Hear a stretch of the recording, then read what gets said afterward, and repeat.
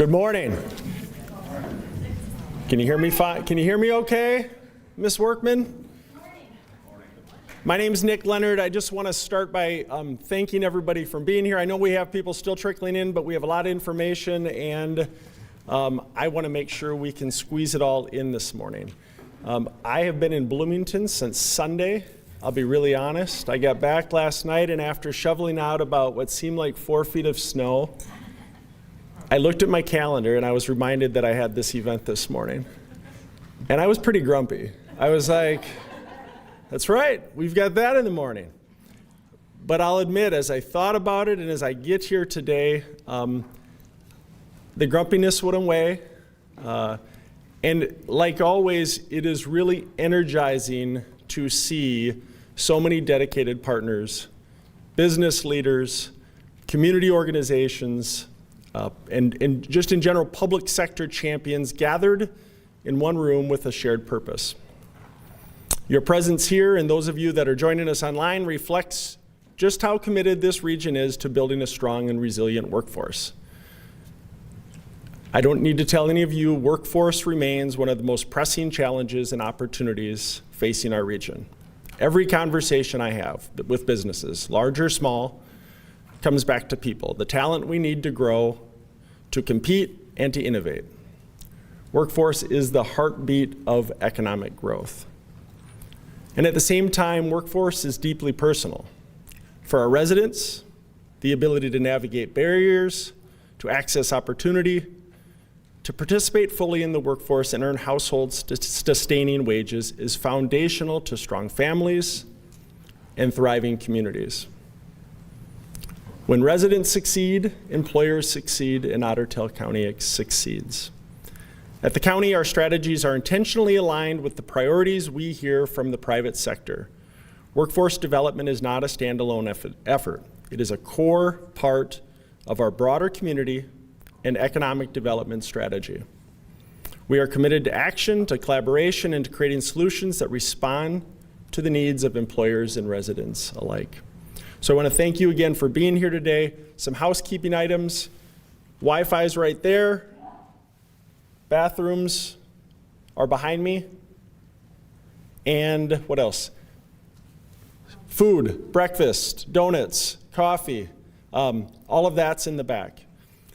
But again, thank you for being here. Thank you for your work to strengthen our workforce. And with that, I'm going to turn it over to our Community Development Director, Amy Baldwin.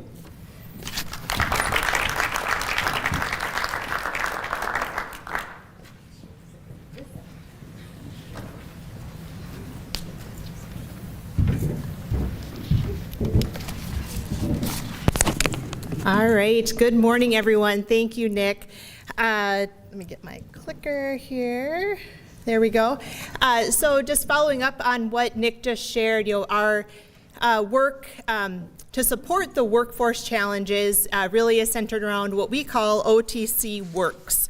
And I'll be talking a little bit about what that strategy is, what are the actions that we take to support workforce, to support our employers throughout the county and our residents, and also what are some specific programs and tactics, particularly the Empowered Worker Program, which I think at our last summit we had just announced we were launching the program. So last spring of 2024, looking to Sarah, yeah. All right, so some great progress that we've made since that point. So stepping back just a moment before getting into the workforce component of our shared strategies that we have at the county to support broad community growth and investment. We talk a lot about how we don't do this alone, we do this in partnership, and we have these, again, shared strategies of on the map, how we put Otter Tail County literally on the map for folks to know that it's a great place to work, a great place to live. And we do that in partnership with Otter Tail Lakes Country for the most part. So I'm sure many of you are familiar with the marketing and the great work that comes out of that strategy. Second, we focus on infrastructure. What is the work, or what are the items that people need to live here? not just talking about roads and bridges and the important kind of traditional infrastructure, but we think about that as housing, the appropriate type of housing, the affordability of housing, access to broadband to be able to do the work and live within the areas that they want to live within the county, and childcare. So making sure for when you want to be participating in the workforce that you have access to quality and affordable childcare, so you know that your young folks are cared for when you are at work. We do have some resources about childcare in the back today. So Katie, wearing bright pink, can't miss her. And we have some resources particular to employers on how they can help leverage and support childcare in their workforce. And then employer support, that's where OTC Works sits, and again, that's what will be focused around today. And then, but finally, welcoming communities is really a shared strategy for all of us to work on and make sure that when we are doing this work and that we are ensuring that community members and businesses and everyone are integrated into the community and creating that quality and sense of place that folks are looking for. So we do a lot on data-informed decision-making, and so I'm going to show a slide that I'm not expecting you to see the numbers on, but hopefully you can see the relationship of the different colors that are on there. So just to start, the red line that angles down is what was projected to be Otter Tail County's labor force numbers from 2015 to 2025. So you see that line going down. And what that represents is that even though Otter Tail County was projected to grow, and is growing from a population standpoint, that with our aging workforce and individuals exiting the labor force, that number of available workers was going to decline over the next 10 to 15 years. So that was based on data from DEED, from the state of Minnesota, from the census, and it all kind of came together and showed that decline of available labor force. However, what we have actually seen happen is really staying stable.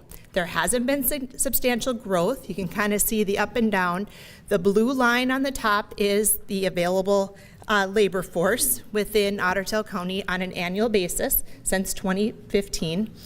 The green line in the middle is the employment of that labor force. So, how many of the folks in the labor force are employed. And then the yellow bars are the unemployment rate. So that difference between the labor force and employment number. So we share this because we knew that data point back 10 years ago or so, and that is what has driven a lot of those strategies that I just talked about to ensure that we are growing as a county and growing as a community, supporting our employers in their needs for employment and continued growth of the county. So that's, we'll continue to monitor that, but that's been a great measure for us to see that we've been able to maintain that data point of workers. All right, so shifting back to more specifically, again, OTC Works and what we're doing. So this is a county-led effort that we've developed to help try to impact the workforce challenges that we're seeing with our employers and our residents, and try to work together on implementing innovative solutions to, again, try to address that challenge together. So the OTC Works, you might think is just, oh, it's Otter Tail County. No, it is actually more than that. So OTC, as you look at the action areas under it, does stand for opportunities. How can we elevate and share those employment opportunities throughout Otter Tail County and beyond? The T is around training. So training for our supporting our employers and doing more support, events like this today. And then finally, the third area of connections. So the C really around building partnerships and supporting career readiness for our youth, for our adults, and making sure we're ready for the future workforce needs. So So I'll share some more specifics around those action areas of what does that mean. So again, opportunities, the sharing of those. I've mentioned the on the map effort, so making sure there's awareness of the opportunities that we have, and really, again, promoting those out for people looking to relocate or who are looking for a career change here today. And we are continuing to host what we call the Jobs Portal. So that is hosted on Otter Tail Country's website, but it's an aggregator, single feed of the available jobs in Otter Tail County at any given time. It refreshes constantly and has a search capability by community, by keyword, by company, so you can really check out what those opportunities are. Polls from a bunch of different feeds, so you don't have to go check the different places, including Minnesota Works and others, to pull together the availability of different opportunities currently in Otter Tail County. Under that training area, I mentioned workforce summits. We've held, this is our third summit, and we've been able to bring partners together, hear from them, get information out to the partners at the table. And then in between these larger in-person events, we hold approximately quarterly virtual convenings where we bring kind of specific resources or topics or program opportunities to those who are interested and try to vary what that looks like. Again, bringing things that you might not know about on an individual day to think about how that might help from a training perspective or otherwise at your organization. Finally, we also do an e-newsletter, so if you're not subscribed to that and aren't receiving those from us, go ahead and scan this QR code and we'll get you signed up for that. We will be sending this slide deck out afterwards as well. I should share that as well, so folks know that this full slide deck, including our upcoming presenters, will have that information sent out to you if you're registered for the event today. And then finally, the big area where we've really been focusing our time over the last few years is around building connections and partnerships. We'd had a youth-focused effort for a couple of years, and we said that was going to be a finite time. But during that, we were also working to develop what we call the Empowered Worker Program. And we have been able to receive some funding to launch that now over the last 18 months. And what this program does is provides skills and training opportunities as well as supportive services to individuals who have barriers to getting into household sustaining wage career opportunities, and looking at high demand jobs, so those jobs that are here today in Otter Tail County, and helping fill our employers' needs with those new skilled workers. So I'll walk through, so eligibility can vary a little bit based on which funding stream we're using, but generally we're looking at potentially individuals who might have a criminal background or some component within their background, having unstable housing, limited English proficiency, and several others that can make somebody qualified to participate in the program.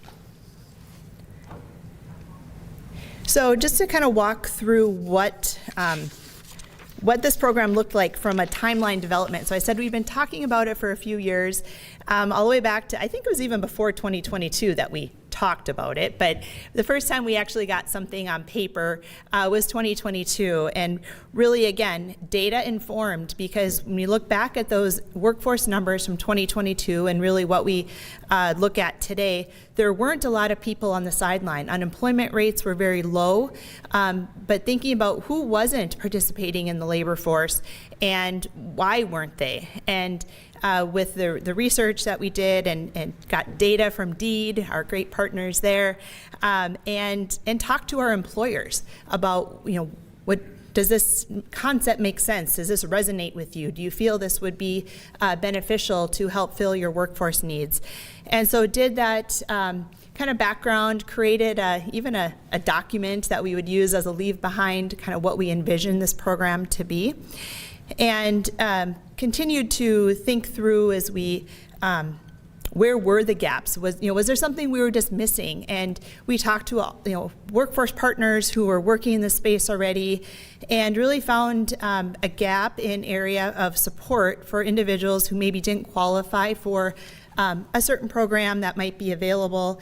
And those are great, and they're helping lots of people. But we heard from our county caseworkers and others that if someone didn't qualify for one of those specific programs, they were kind of left in the dark if they wanted support in getting into a new career opportunity and some support in navigating some of the barriers they might be experiencing. So that was where we kind of honed in on that this program maybe had a niche. We felt there was an unmet need with a particular population in the county. And then a state funding program came available called Drive for 5. And that gave us the 5 being the 5 most in-demand industries, so thinking manufacturing, the trades, healthcare, that we were really focused on and knew that we had employers with those needs as well. So we were awarded those funds in 2024, paired them with some local dollars that we had available, and were able to bring on a staff person who's Amy Johnson. Amy, wave your hand right there in the middle. You'll hear from Amy later on, but she joined the county, has really been working hard to develop this program, deploy the program, do the policy creation, and now working with those individuals. So we officially launched back in July of 2024. And with great interest, I will say. So initially we were taking referrals from our internal county partners, so human services, probation, folks who already had a relationship with a case manager in the county. And what really it brought was 2 people in this individual's court, so the workforce navigator as well as their referring case manager, and that showed to be really successful in helping the individuals work through, and I'll get into more what does the program look like, but that really has brought us some great success and opportunities. So we've had 145 referrals in that point, and a lot of intake with those, and some, making sure they're the right fit. This is a self-directed program. It's not a mandated program. It's a choice for folks to participate, and they have to have the right motivation and be in the right time in their life to come into the program.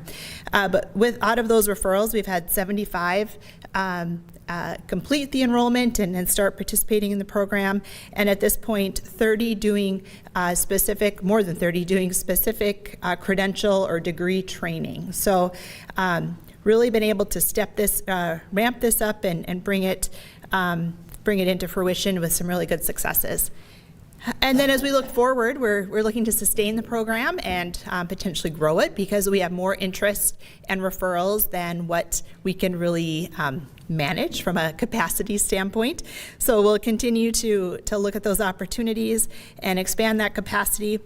And then really focusing on employer engagement. Our first year and a half has been client participant focused, making sure we're giving them the right experience and how do the supports work, and getting them aligned with training that connects to employers here in the county, but we want to make sure we're doing even a deeper engagement with our employers coming forward. So all you employers here today, if you haven't connected with us on this program, we welcome that. There's some great partners in the room already. We appreciate that. And we'll talk about what that can look like from the employer's perspective here in a bit. Oops. All right, so just to give a snapshot of what it looks like for the participant and how they move through this process. So again, the referrals, we started with just doing those internal referrals while we were getting our legs under us, but we have opened that up for partner organizations to refer people in, and even self-referrals. And a lot of those self-referrals have come from word of mouth from folks who are already in the program and have had just great success and felt that maybe they have someone in their life who could be benefited and supported from this work as well.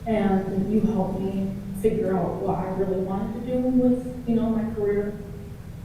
I needed to move forward in life and do something better with my life. I just was going nowhere. And I just really wanted to do something.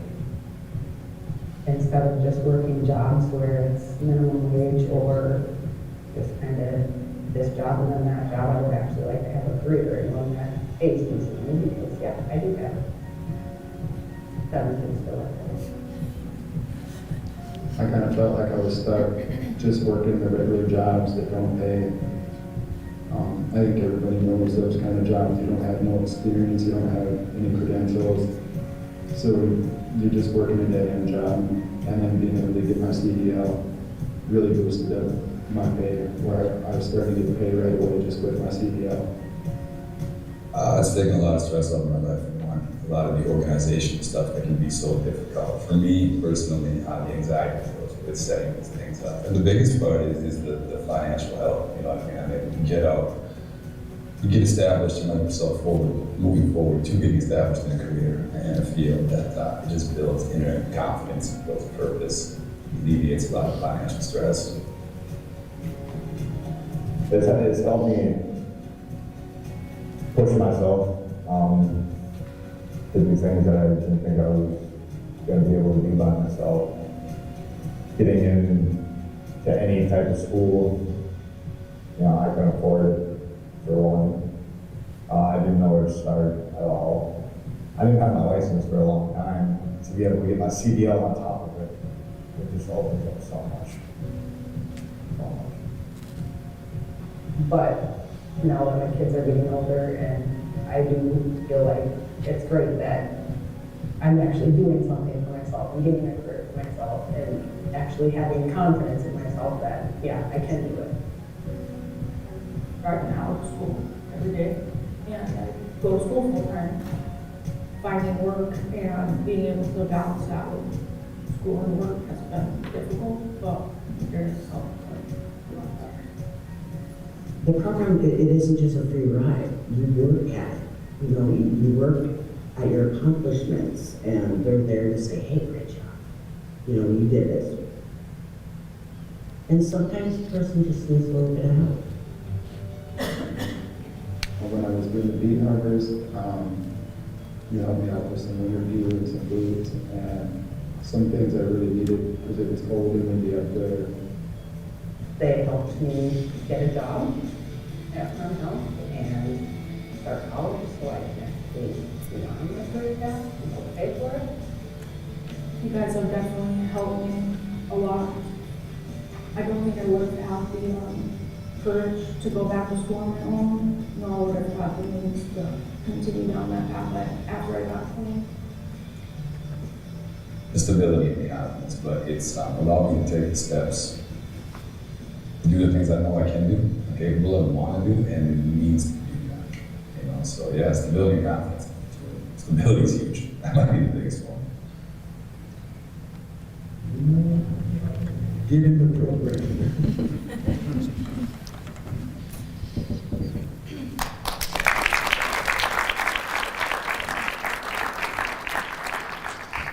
Right, like I said, I can't share the impact of this program in any sort of way close to how they can say in their own words. So just the final note, employers, please consider opening your doors to these participants to do job shadows, help them understand what does the work in your organization look like, what does that mean, and potentially look at the hiring or internship opportunities or paid work experiences, whatever that might look like, and hopefully help them find employment.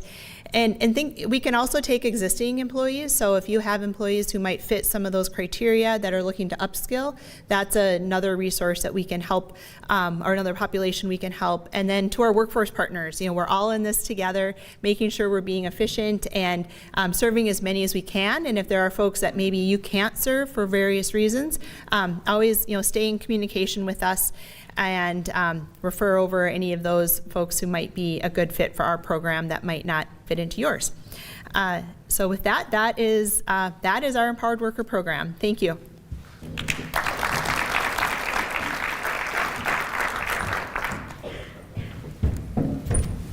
Thanks, Amy. As I mentioned, I was just at a conference with 87 other counties, and after the award was announced, I was talking to a commissioner about, how does Otter Tail County, what are some of the reasons that Otter Tail County has been successful, right? Why have we not followed that deed trend from 10 years ago? And one of the reasons, frankly, is M-State, right? We're when I think about what are our competitive advantages when we think about other counties, we are literally surrounded, right, by M-State campuses. And so I'm very glad to be able to introduce Dr. Brimhall, where she's going to tell us a little bit about what M-State's role has been in workforce development. So help me welcome Dr. Brimhall.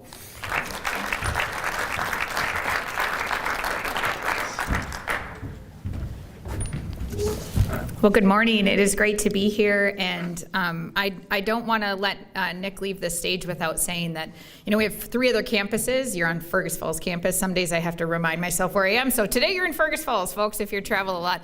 We also have campuses in Detroit Lakes, Moorhead, and Wadena. And while that is true that M-State is a competitive advantage, I do want to shout out to Nick and Sarah and the Amy's and Eric and our commissioners, because I get asked all the time from our other counties that do have an M-State campus about Otter Tail County and the momentum and the synergy that's occurring in this county as it relates to workforce development. So yes, it's true, we're part of the partnership, but I also think don't discredit the work that you've done to see ahead and to be anticipating things, because I think, we all know workforce is a little bit lull right now. We used to have people, banging on our doors saying we need 20 of these, 50 of these, 20. A couple years ago, we didn't know how we were going to get to this point of stability. But what I love about what Otter Tail County is doing and the Empowered Worker Program and everything else is it's anticipating that things ebb and flow. There will be another time when we're in panic mode and we're in, building systems and structures to ensure that we're going to be successful no matter what. So, my name is Carrie Brimhall. I serve proudly as the president of this college. I'm a graduate of the institution. I've been in this role for 7 years and working at the college since 1998. So I will keep my remarks I think I can move this. I'll keep my remarks focused on the task at hand, and I know my time limit, so I will make sure we stay on track. So I'm honored to be here today to talk about specifically the ways we're partnering with industry to stabilize and grow enrollment, importantly impacting the lives of more students and families, and building even stronger communities. So the work has changed a lot since I started in 1998, and so have the needs of our students. And why it matters to you, first of all, people don't know a lot about the college. They think they know a little bit based on where their campus is. But what we find, especially in this region, is people don't understand the breadth and the depth and the technical program training we do because they think of a liberal arts, athletics, theater, music campus, which is located in Fergus Falls. So that's one of the reasons I'm here today, is just kind of give you the basics and make sure you're connecting all the dots of the impact that we can have for you and your organization. And the other thing is, what we know about our students gives you insight into your workforce. So what our students are expecting of us and anticipating and wanting from a college, they probably also want from an employer. And so it really gives you some insight into some HR things you might want to be asking and other policies and supports you might want to have for those employees that are going to walk through your doors in a couple years. So just the basics, M-State at a glance. We have 70-degree programs. Those are changing all the time. I was talking to Eric before. Community and technical colleges are different in that they were designed to mirror the workforce needs of the region. So unlike a university that gets a lot of press for changing degree programs, community colleges are expected to change programs, because if a program is no longer needed, the workforce doesn't need it in the region, we're expected to get rid of it and add another one where there's an up and coming field. So you think about AI, there's a group of our workforce development team going out to talk about AI and automotive technician services. Everything is going to change. And so we're always supposed to be thinking about that, anticipating that, and changing what we need. We have 25 online degree programs. We've been in the online business since forever, since 2000. So we were one of the first in the state to get accredited to offer a fully online program. So we have a lot going on there. Our largest campus is in Moorhead. We have 6,700 credit-seeking students. 2,700 of them are in high schools. That's always an interesting fact for people. We've experienced enrollment growth since 2022. 35% of our students are in healthcare programs. A lot of students choose M-State for a lot of different reasons, but program is one, location, and because we're very affordable. We meet students where they're at, so most students have some kind of a combination of a high flex schedule, meaning sometimes they're here in person, sometimes they're online, or they do some combination of that. The 2,760 students that are in high schools are taking college credit. Last year, those students earned 28,000 college credits in high school, and that's paid for by the state of Minnesota. So they saved, if we just use our tuition rate, those students saved $4.8 million, and their families saved that. In addition to our credit-based offerings, M-State has a large non-credit division. Many of you know this group of people. They're doing stuff all over our region. They're referred to at our college as Workforce Development Solutions or Customized Training. They have a lot of industry partnerships. They provide 110,000 and growing hours of training in this region every year. And it's skills-based. So most of the people who go through it are incumbent workers or people who are already working and they need to be upskilled. So the AI in automotive, CDL, leadership, any kind of business training, electrical, welding, fire, EMS, the list goes on. So that's kind of the work that they do. There are a lot of things we pride ourselves on, and while we don't do the work for accolades, we appreciate the recognition. For the 8th consecutive cycle, and since the beginning of the program, M-State's been named to the Aspen Institute's top community and technical colleges in the nation. And that is a big deal because we're only one of 2 colleges in the state that's been named all 8 times. And those are based on pure data that is polled nationally about how our students are doing in transfer, in job placement, and in retention. So how many do we get to the finish line? How many of them are working where they're supposed to be? And then the last stat that I'll cover on this page is that we have a 97% job placement rate. We think it's one of the highest, if not the highest, in the state of Minnesota right now. And why that's an important fact is it's in the field that they went to school for. So it's not just I'm like working at Caribou and I have a nursing degree. It's I'm working as a nurse if I have a nursing degree. So it's 97% in-field job placement. So I don't know what the 3% are doing that aren't working in field, but maybe they took a turn, had to move somewhere and they don't have the job available. I'm not sure, but it seems to me that we do a really great job at that. So a few things that make us unique that I want to talk about, just 3 of them, our students, our partners, and our team. The first I'll talk about is our students. And I don't know that I could have said it any better than the video that you just watched that highlighted so many of our students in this program. Marketing says we can't use "we love messy," but I wish we could. Because one of the things that M-State is no longer starting in January, we're rolling out our new strategic vision for the next 3 years. We're not going to be shy about claiming our lane. And our lane is the messy lane. Our lane is belonging. Our lane is no judgment and accepting people for where they are and helping them get to that next level. So the hardest step for our students is walking in the door sometime. They've got a lot of stuff going on. I mean, sure, some of our students here come straight out of high school. Everything's locked in place. Their parents are involved. Everything's good. They've got enough money to pay for college. That's a few of our students. But over the years I've been here, that's fewer and fewer of them. And even those students that look all perfect on the outside, like a traditional college student, have a lot of stuff going on. They're struggling with their mental health. They're struggling in belonging. I tell a story about a parent who contacted me last summer and said, so-and-so's coming to college and wanted to know, do people use backpacks in college? And this was a traditional student with familial support and a connection to the president, and they still are like, I don't know if I'm going to belong here. So I always say, a couple years ago, our student government put a sign outside their door that said, if you knew my story, you'd be proud of me, signed every M-State student. So I always say there's no such thing as traditional at M-State. We've all got our stuff going on, we've all got messy, and we still show up every single day for our students, and we show up for our dreams, and our students do. And so it's a really inspiring place to be, and I think you saw that in the video that was shown.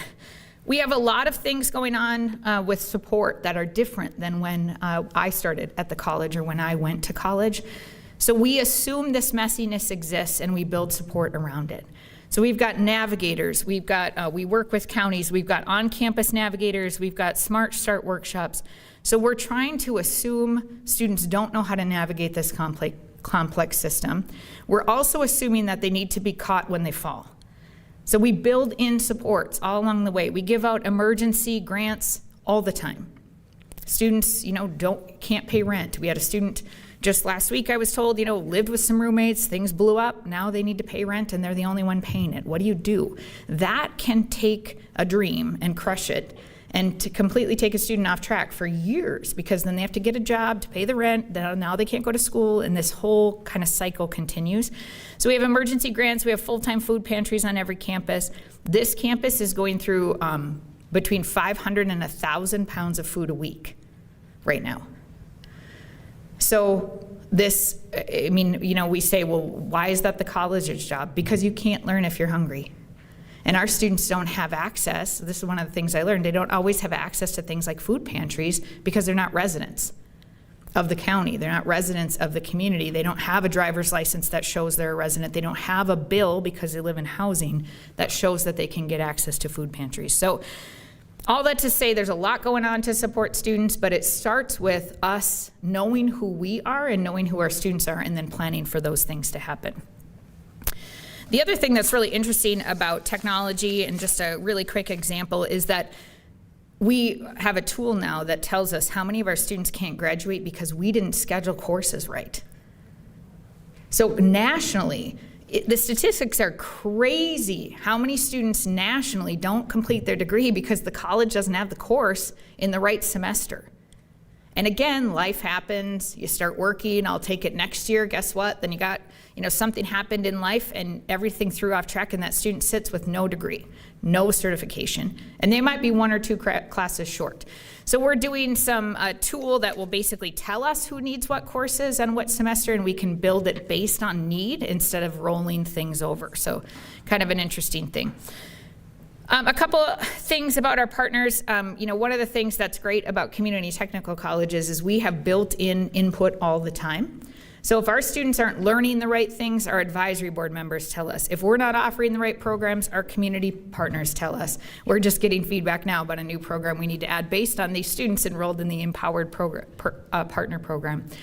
So employers show up for us, partners show up for us every single day because they appreciate the work we do, but also because we listen and we're authentic in our response to them. So I don't think we know it all. We never have thought that, but we certainly don't think it now, because we have to be more creative in how we do this work moving forward. And it does create a lot of pivot opportunities and celebrations. I kind of covered this, but basically every day we listen, every day we're looking at new things. Talking to Amy before this just a little bit, it used to be, we always said we're not a if you build that they will come kind of college, meaning if you tell us we all need basket weavers, we might do a little research before we add basket weaving as an example. So we do take input, but we also use data that's available to us. So right now, a great example, we had a lot of folks telling us we needed nuclear technology. You're like, what is that? That's the folks who work at cancer centers who do the infusions. So you would think, yeah, that's a pretty specialized thing. You're using pretty important medicine, and also could be dangerous if you don't know what you're doing with it. So we did some national research on that and found out that yes, it is a need, but we will never break even on a program like that, and it's so specialized that most people are going to do it in-house. So the cancer center here, the cancer center in Staples, they're going to do that in-house training, and they're not going to need a student program. So that would have probably been about a $750,000 investment for us to make, and we didn't make it. We pivoted because it wasn't there. So those are all the things that we do. We do national research now to make sure that we're going to start a program right, and we're going to have students, and it's going to be aligned to the workforce needs. This, as you all know, we have employees you all work with our employees more than you work with me if you're here. But the work happens because of the dedicated people who show up every day. I tell folks all the time that we sometimes have to remind them to do things like drink water and take steps, especially this time of year because we're at the end of semester. So they repeatedly put our students' needs before their own. So we have to pull them in sometimes and go, okay, you need to breathe, you need to walk, take a drink, you need to take some steps, because they are here for the right reasons. They choose us, they could work anywhere, and they choose this work because of the students and how motivating it is. One of my favorite stories is a woman named, from Detroit Lakes named Jackie. She graduated from our administrative assistant program on a Friday. She started at M-State on a Monday, and she retired with us 40 years later.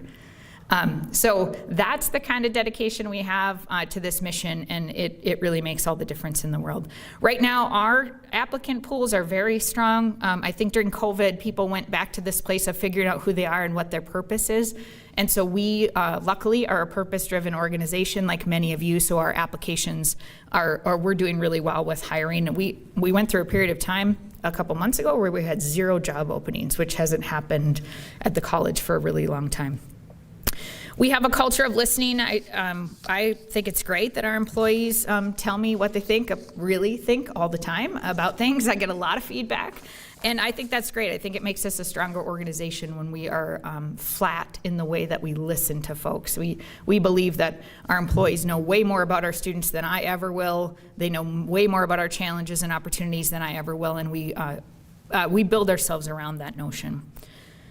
We have 70 programs. We have 20-some in the works right now with research. We'll be rolling out in January some new program options. And I will say, too, if you have a high school senior and you live in this region, also be watching for a really, really, really exciting scholarship opportunity for this campus. So students who we're really looking at our rural schools and local schools around this campus and saying, how can we see students more?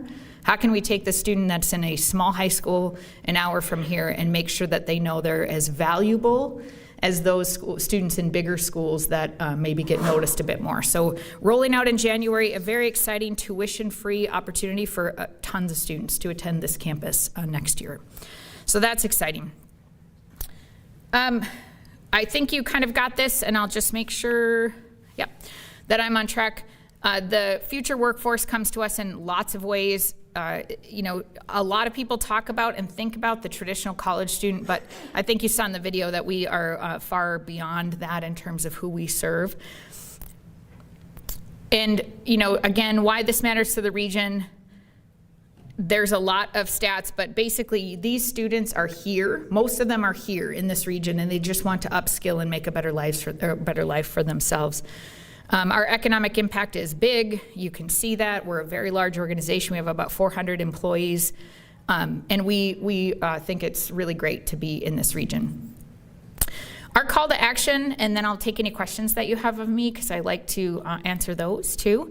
The call to action is to hire our graduates, to keep them here. I will say if you are thinking about hiring our graduates, and Sue's here and she's our expert on that, but if you're thinking about that, you better do it early because most of our students are in the place where they intend to work while they're in school. So they're not working, they're already working. And so to get them pulled into your organization, you have to be there early. We think of construction management or programs like that. 80 to 90%, Sue, maybe, of those students have jobs already waiting for them in their first semester. So if you're waiting till they graduate, you might be behind the game in terms of getting, I call them free agents, because we just met with an employer this week and we're like, are you doing internships? And they're like, no. You might want to think about it, and also don't think about them not being paid, because our students are making $20-some an hour in internships. They're not coming for free like I did. Every program we have at the college has advisory boards. How you get into knowing who our students are, knowing the programs, is to be and serve on an advisory board. We have our nursing advisory board today coming to campus. All of our healthcare partners that want to hire our nurses sit on that board because they want inside information to what is happening in our program, and they also want to be able to give feedback. So if nurses are coming out and they're missing a skill, that's what they tell our faculty. They didn't know this charting was one thing we got in criminal justice, is that students aren't great at report writing. Okay, well then we need to adjust our curriculum to make sure we put that in. Internships, I said, and then advocating for our story, just like Amy asked for the Empowered Worker Program, you have more contact with people that could benefit from an M-State certification or training or an experience, you know those people. And so if you can tell our story about incumbent worker training and the experience we provide by caring for our students, that helps us the most. So I will take questions that I didn't answer. I just want to make sure I don't take anybody else's notes when I leave. Are there questions about the college or what we do? Someone's got to have a question. Yes, Lisa. Are a couple of communities being more supportive or connect more with the M-State students? Yeah, that's a great question. So this is the only community where that's a challenge. The other communities, most of the students live in the region or they're driving to the region. This community, it is because we have housing and athletes coming from all over the region, or all over the nation, I should say. It is a little more difficult. If you really want to care for our students, it's to make them feel welcome when they're around the community. Our football team, for example, when they show up, it's like, whoa, because they're big. They're really big sometimes. And they don't always feel the most welcome navigating in this community. And so whether it be shopping at Walmart or going down to the Viking, I'm not sure everybody takes the time to see them for who they are and to ask them their story and to be proud that they're here for a short period of time. But I also think it's just not assuming that those are our only students. So I see some of our students in the audience today. I see other folks who have graduated, and I think it's just opening up the conversation. I don't know that we're spending enough time really getting to know folks right now or to care about who they are as individuals, just as human beings. I think we're quick to rush on and quick to not see them. And I know the most life-changing experiences I've had is when I felt seen and felt like someone took a couple minutes to care about me enough to help me see what the next best step was in my life. So I think it's just, trying to ask us directly if you're hearing things about our students or trying to provide spaces where they will feel welcome. They have found things, so for a long time they didn't go past Pizza Hut, which is now not Pizza Hut, but that was it was like Pizza Hut to Walmart. That was their view. We have done some things to make sure they know about the YMCA. They found the Viking Cafe on their own, and they can't always afford it, but that's a really great breakfast for them before a game. So they are venturing out a bit more, but I don't think they know a lot about the region when they're here. They're bored out of their minds. And they're hungry. Those are the two things we've gotten for feedback this year. So if you can donate to our food pantry, they go through a lot of food and they're really hungry. And that's what they've told us all semester. Very, very hungry this year and then bored. So if there's anything you could do with those two things, that will help us. But I think it's mostly just to say, hey, are you from here? Where do you go? Tell me about your life. Tell me about who you are. Sue. Carrie, can you tell the story about the family that befriended one of the athletes? Oh, yeah. We did have a family a couple years ago saw a student, and I think it was eating at Applebee's by himself, which one, a lot of our students can't afford Applebee's, and two, that's awesome that you take time to go out there and just chill and be by yourself. But he was sitting at Applebee's by himself. A local family did take the time to say, hey, who are you? Where are you from? And he said, I play football at the college. Long story short, they ended up coming to every game, inviting him into their home, and it was transformational for the student. And that's not a comfortable place for everybody to be, to just plop down in Applebee's and start talking to people. But I think it's just that underlying be seen. It's hard. It's hard for our students to move here from another place to pursue a dream. People say, why did they show up here? How in the world do they end up in Fergus Falls, right? When I started as president, and I know this is not the case anymore, but at that time there were only 60 two-year college football programs in the nation. And of them, only 10 or 12 were non-scholarshiped. So if you want to play football in college and you don't get an offer, there's only one of 10 places or so that you might end up in the nation. And so, but a lot of times our football players say, why did you end up here? We just did a focus group with our football team. And what did you think this was going to be like? What are you experiencing? I'm hungry. And so we went through all of those things. But they said, why did you choose M-State? And they said, because the coach made me feel seen. Made me feel like I was wanted. So I'm going to pick up, move across the country, plop down in Fergus Falls and hope for the best. And most of the time, our students report that their experience here is really great, but there are things as a community we could do to embrace them a bit more. So thank you for asking. Liz? Do you have a sense of how many people we're missing in the community who really could benefit from M-State and maybe don't know about it? And what are pathways for us as employers or service providers to get people? I mean, you talked about a lot of pathways, but are there like events, or how do we like introduce people to the concept of M-State? Yeah, I think it's great. Corey is here, and that would be your first step. Corey's our first step person, or Eric at the front desk. I do believe that the hardest step is walking in the door. So what I would recommend, if you see somebody who you know, a lot of times people will say, I had the server somewhere, or I had, I was at a place where I met somebody and I'm like, wow, they could do an incredible, they could do a lot more with their life. And not that serving isn't a valued profession, it absolutely is. But you kind of know when people are in that space where they could contribute in different ways to the community, coming with them. That's the biggest thing. If you can get them to step in the front door, we'll take it from there. I mean, that's the biggest hurdle, is just assuming I'm not college material, I'm gonna feel ridiculous, and everyone's gonna be staring at me. And I'm just gonna be reminded that I'm not worth anything, or that I'm all the things that I've been telling myself for years about my background or my choices.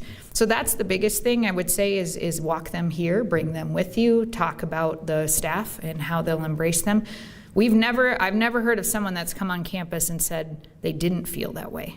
They didn't feel embraced. They didn't feel like they belonged. So that's the biggest thing, is just to see people, pause, get rid of the noise that's on media right now about the differences we have, and understand we're all human beings that want to make this community a better place. And when you see somebody and you think they have the potential to take a step forward in their life, I think that nudge is a powerful thing that we can do as people. All right, I think that's my time. I'm going to turn it over, 2 minutes over. Thank you again for your support of M-State. We appreciate you.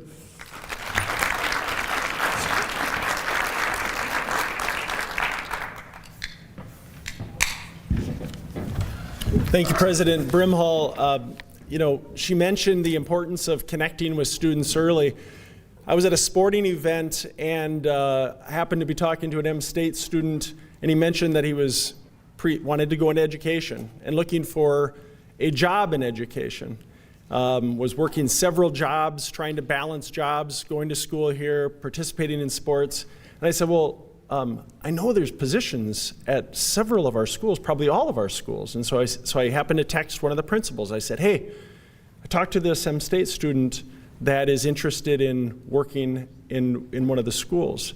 And within 30 seconds, my phone rang, and he said, don't tell anybody, he's mine. He's like, give him my cell phone. And I kid you not, by the next week, he was working as a paraprofessional in one of our schools. And so it really is important to make those connections early. Fingers crossed, that'll be an individual who's not from this region, but we're hoping to keep in this region as he moves into his career. So as Amy mentioned earlier, what we do is evidence-based. We're pretty nerdy about data, and data drives what we do. The only people that might be a little nerdier than we are the folks from DEED. And so I am very excited to introduce fellow nerds, fellow data folks. Cameron Macht is going to talk to us. Again, when we started talking 10 years ago, what drove a lot of this work was some data that DEED provided and said, hey, by the way, you're going to have about, 2,000 fewer less employees than you have right now. And we're like, well, that's going to be problematic, right? And that's what drove this work. And so Cameron's going to talk to us now about the impact of AI on the workforce. And so I really look for you to look for what might be that data point that we need to pay attention to for another 10 years. So help me in welcoming Cameron from DEED.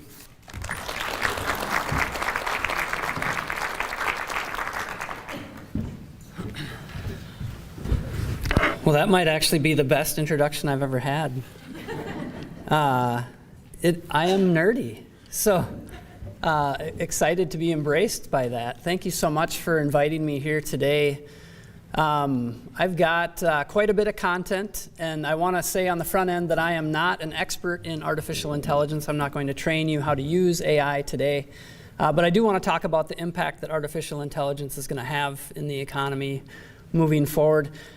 If it's all right, I'm going to ask you guys some questions. You certainly can also feel free to ask me questions as I'm going through this. I'll try and make it fun and interactive and useful for you. So right off the bat, so I should also say my contact information is here. I think you'll get a copy of the slides afterwards. We also have regional analysts stationed all over the state. So in this part of the state, it's Anthony Schaffhauser. Hopefully you guys already know him or have met him before. If you haven't, his contact information is very easy to find. Please reach out to him. He's a very helpful guy. So I'll start out by asking some questions. And this is kind of a thought exercise, but try and be honest with yourself. And you can just raise your hand as you see these various things. So the question is, how brave are you? So again, try and be as honest with yourself as you can be. How many of you guys would, just by show of hands, how many of you would be willing to step up on this ladder? Yeah, I guess get all the way to the top might be a little bit scary, right? But that seems pretty manageable. That's a nice little step stool there. How about this ladder? A little bit bigger, but still, as long as you're not on the top, right? You probably feel pretty safe there. This one, now we're getting a little bit higher, but this one is nice because it has railings on the side. Yep, I'm still willing to walk up that one as well. Okay, now we're going to start getting a little bit more difficult. So if you have a vaulted ceiling and you got to change, somebody's got to change those lights, right? You might have one of these giant ladders and you got to get way up there. All right, so this next one is a little bit smaller ladder, but just in a slightly different situation. How many of you are willing to do this? Yeah, now see, we're losing some people.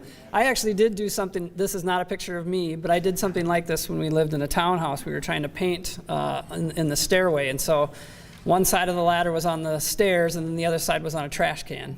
Not my finest moment, but I'm here, so obviously it worked out. All right.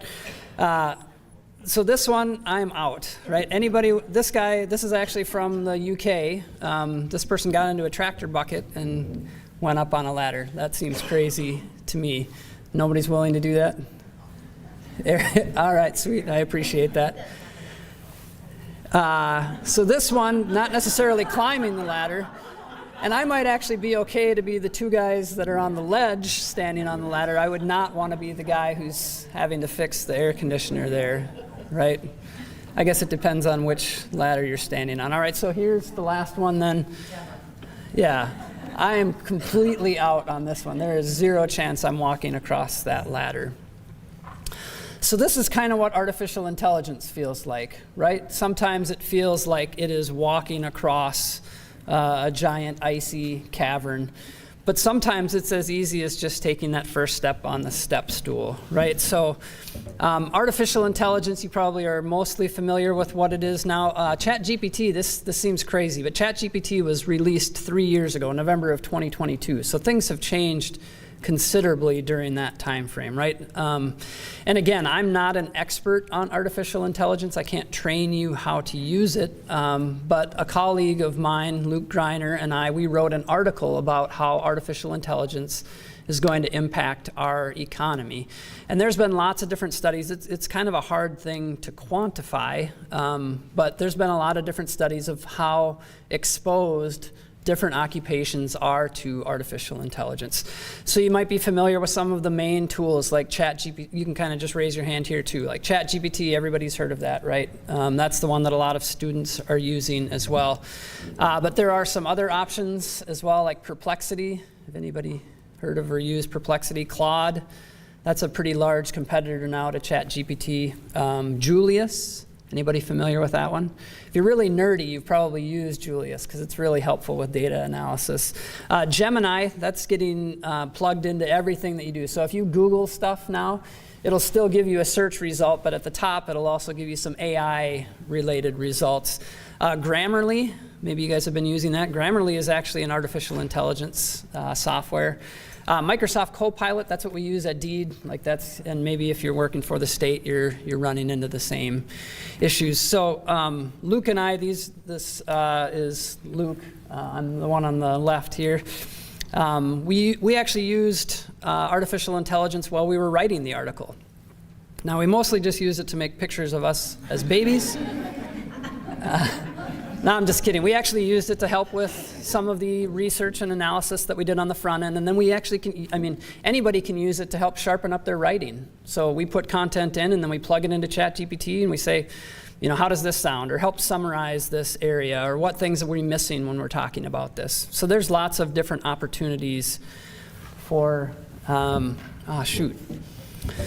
so how many of you guys, so I'm going to ask a series of questions, if it's all right. Keep raising your hands. This is keeping the blood flowing. It's nice and warm in here, which is great, but this will keep you more engaged in a long labor market information presentation. So just a question, like how often do you use AI in your own work? So how many of you would say that you use AI daily? I'd say that's a little more than half, probably. How about regularly, like at least once or a couple times a week?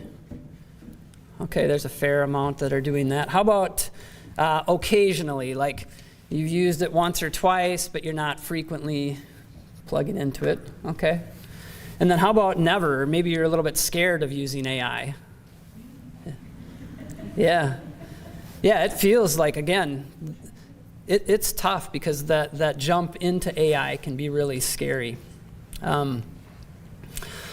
So that's interesting. So it sounds like, at least within this room, about half of the people are using AI every day. And that's kind of where the world of work is going. Again, AI is relatively new, but it is being adopted very rapidly. And it's also being integrated into a lot of the things that we do at work. So again, if you just do a simple Google search, whether you like it or not, you're probably using AI, even if you don't know that you're using AI. So if you guys have a hard time getting to sleep tonight, there is a link to the article that Luke and I wrote. You can pull it up and start reading it. I promise it will put you to sleep very quickly. It's like, I make the joke when I go out and talk with high school students, ask if they know what an anesthesiologist is, and most of them say, oh yeah, I know what an anesthesiologist is. I say, I feel like I miss my calling because I can put people to sleep with just talking to them. I don't even need medication. But anyway, so the entire article, we wrote it last year, so last September is when it was published, which feels like a really long time ago. A lot of stuff has changed since then. But when I reread the article, it actually holds up extremely well. All of the information that we covered in that article is still relevant, still makes sense, even though AI is changing rapidly. What we found out is that Minnesota's economy is very highly exposed to occupations that are going to be, that will have access to artificial intelligence. But one thing that's really important that we talk about in the article is that that's not positive or negative by itself. In fact, we tend to take a more positive approach to artificial intelligence. So some people are worried that AI is going to replace all of these jobs and people are going to lose jobs because of artificial intelligence. That's not the approach that we've taken so far. We believe that it's going to enhance jobs. It's going to be another tool that can be used to augment how people get work done, similar to how past technologies have come in and made a difference and ended up actually creating jobs. It will certainly change the task requirements of the jobs that exist now. Some of the things that you do, maybe you can remove some of the more tedious or more manually intensive parts of the job, but the job is still going to be there, right? So either way, though, because of how Minnesota is structured, our industry mix, we're going to have a high exposure to artificial intelligence. So it's a really important thing for us to be studying and looking at moving forward. All right, so another question for you is, if you are using artificial intelligence, how confident are you using AI? Who would say that they are very confident? Like they know exactly what they're doing, they get exactly the result that they want. Nobody feels that way yet, huh? All right, how about somewhat confident? Like you can kind of find your way around, you get some of the information that you need. All right, how about less confident? Yeah, sometimes you feel like you're maybe a little bit overwhelmed and you can't take on. One of the experiences that we've had, because we've been trying to use artificial intelligence inside Deed, is it actually is creating more work for us, because we'll sit in a meeting together and we'll talk about things that we want to get done, and we can ask artificial intelligence, like, what should we do next? Or what's a good framework for getting this thing accomplished? And it provides really useful information. But then it's like another hour of reading. So it actually ended up making the job a little bit harder, even though it's also making the job easier at the same time. So all kinds of these types of challenges that pop up within artificial intelligence. And obviously, AI technologies are going to continue to evolve. So in the article, and you can see there's a screen capture of it up here, we have a listing of all the occupations in the state of Minnesota and how exposed they are to artificial intelligence based on some of the research studies that we were able to look at that have been done nationally. The one we used was by Raj, Felton, and Siemens. It's an excellent article. It looks at skills using ONET and finds out which ones can be automated through artificial intelligence. But so even like President Brimhall was talking about how they're starting to use AI in auto mechanics. Well, auto mechanics would have been an occupation that we would say have a relatively low exposure to artificial intelligence. So technologies are going to continue to evolve, and different occupations are going to have access to artificial intelligence to help them grow. In general, though, this artificial intelligence wave is very different than past waves of automation, right? It used to be that automation mainly impacted blue-collar work, so production occupations, more manual types of labor. Artificial intelligence seems to be more aimed at white-collar jobs, things like marketing and finance and accounting and legal, all of those things that require more thinking skills, more cognitive abilities. And so that's going to have a significant impact on the economy overall. When we did this analysis, again, about 70% of the employment in occupations that have the highest exposure to AI, and again, exposure is not positive or negative, it just means that that occupation can use AI, have high wages, tend to require higher educational attainment, and that's just, again, much different than anything that we've ever seen in the past. So you guys might have seen this quote from the CEO of Anthropic. It's a guy named Dario Amodei. I don't know if Amy invited anyone else to come in and speak AI.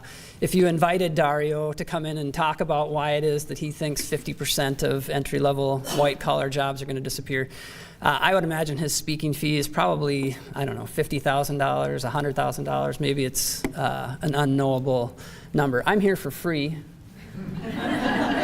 So you can take my advice for what it's worth, right, compared to his. But when I first heard him say this, I felt like that's very alarming, right? 50% of all entry-level white-collar jobs are going to be replaced by artificial intelligence. That is a really high number, and that is, if you work in workforce development, which we do, that's a really scary thing to think about, right?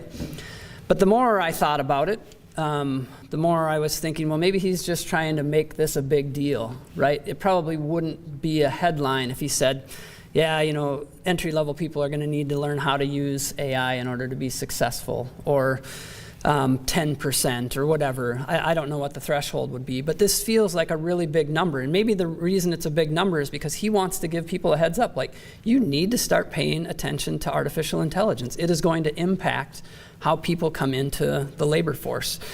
There's another guy, probably didn't get invited today, maybe would have been too expensive, but NVIDIA, they're a pretty big company, seem to be doing pretty well, at least in the stock market lately, was a little bit more measured, and again, kind of is taking the same perspective that we would, not that jobs are going to be replaced or eliminated, but rather that every job is going to have some aspect of artificial intelligence to it. And so the sooner and the better that you learn it, the better off that you are.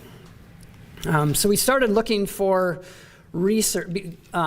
So we would get questions about artificial intelligence and how it's going to impact Minnesota's labor force. And right now we don't have data that can tell us whether a job was destroyed or created due to AI. That there's no checkbox on like a warn notice. So if a company is doing a plant closure or shutting down or if they're expanding, there is no checkbox for them to say this is due to AI, right? So we don't have quantitative data yet that can tell us whether or not the labor market is changing due to AI. So we try and look for national studies. One that I thought was really good is called AI and Jobs, the Final Word, and then in parentheses until the next one. And even this one was written a while ago, so I'm sure there's more and new data coming out.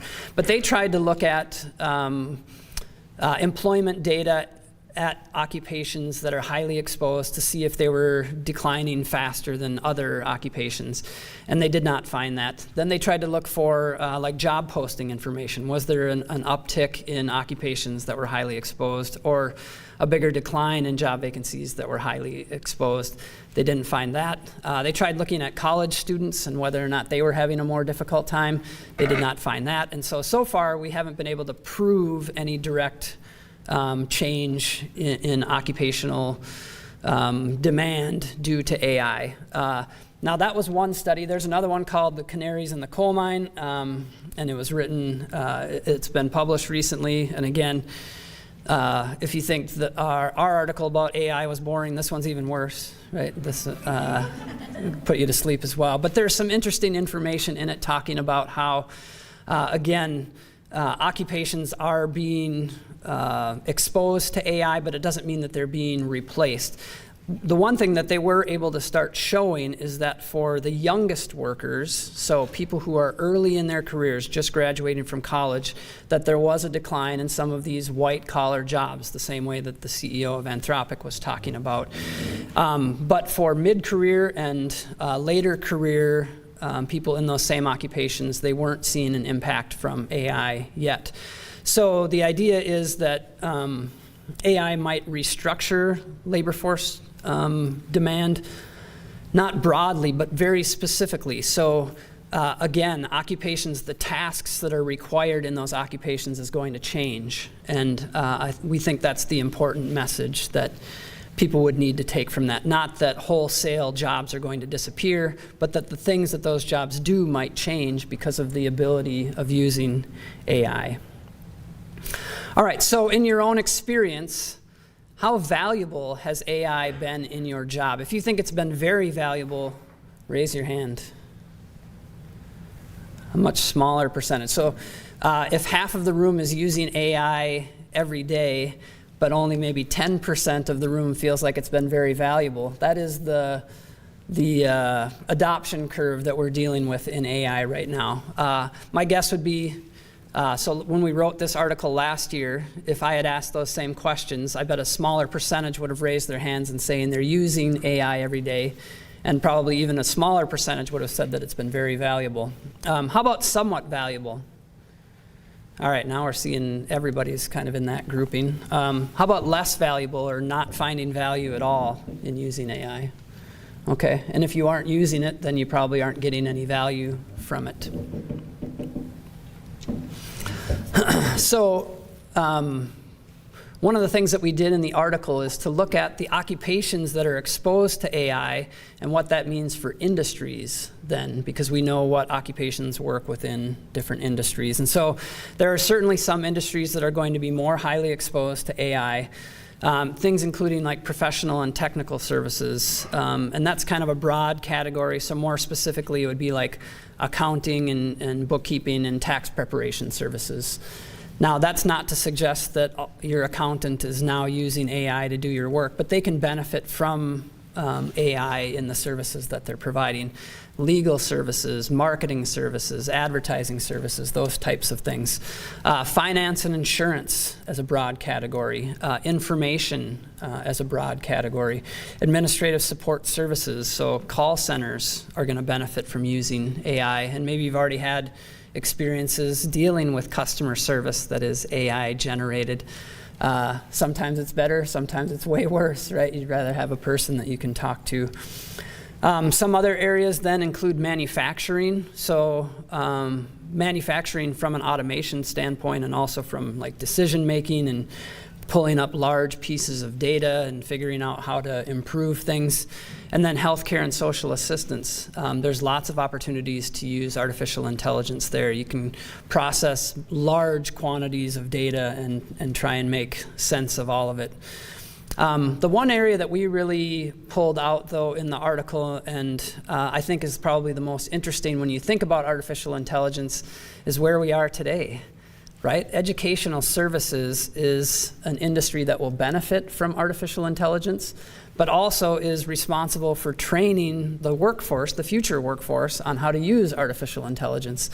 And it sounds, in my experience, my anecdotal experience, it sounds like there is kind of a mixed bag on adoption of AI in high school and college. I have some slides toward the end of this presentation talking about how high school students are using AI. We haven't had the same opportunity to reach out to college students. Now, I'm sure there are studies, national studies, but we don't have local information on that. But one of the challenges is that AI can make cheating really easy, right? And so some instructors are probably a little more cautious on allowing students to use AI, or are figuring out like the thing that they're focusing on is making sure that students aren't using AI to get an advantage or to cheat, rather than trying to train them in how to use AI to improve their workforce skills and things like that. So there's all kinds of challenges that are popping up there, and I'm sure it would be interesting to have a group of instructors come in and talk about how they see AI and how they use AI in their classrooms. We can also look at how different parts of the state are going to be exposed to artificial intelligence based on those industry mixes. And so this probably isn't too surprising, but in general, metro areas are more highly exposed to artificial intelligence just because of the industry mix that they have, right? They have a higher concentration of employment in those areas like professional and technical services, finance and insurance, educational services, things like that. In Northwest Minnesota, we have some counties that have relatively low exposure to AI. Now again, that's not positive or negative. Any and all of these counties and any and all of the businesses and any and all of the workers within these counties can benefit from AI. They're just less likely to be exposed to AI because of the concentrations that they have. And so you can see Otter Tail County tends toward the lower side of AI exposure just because of the industry mix. And then some of the counties in the area that have a slightly higher exposure would be like Wilkin County, Grant County, Clay County. And the things that stand out about that is they have really high concentrations of employment in education and healthcare. Those are two industries that are specifically exposed to AI. How am I doing on time? Actually pretty good.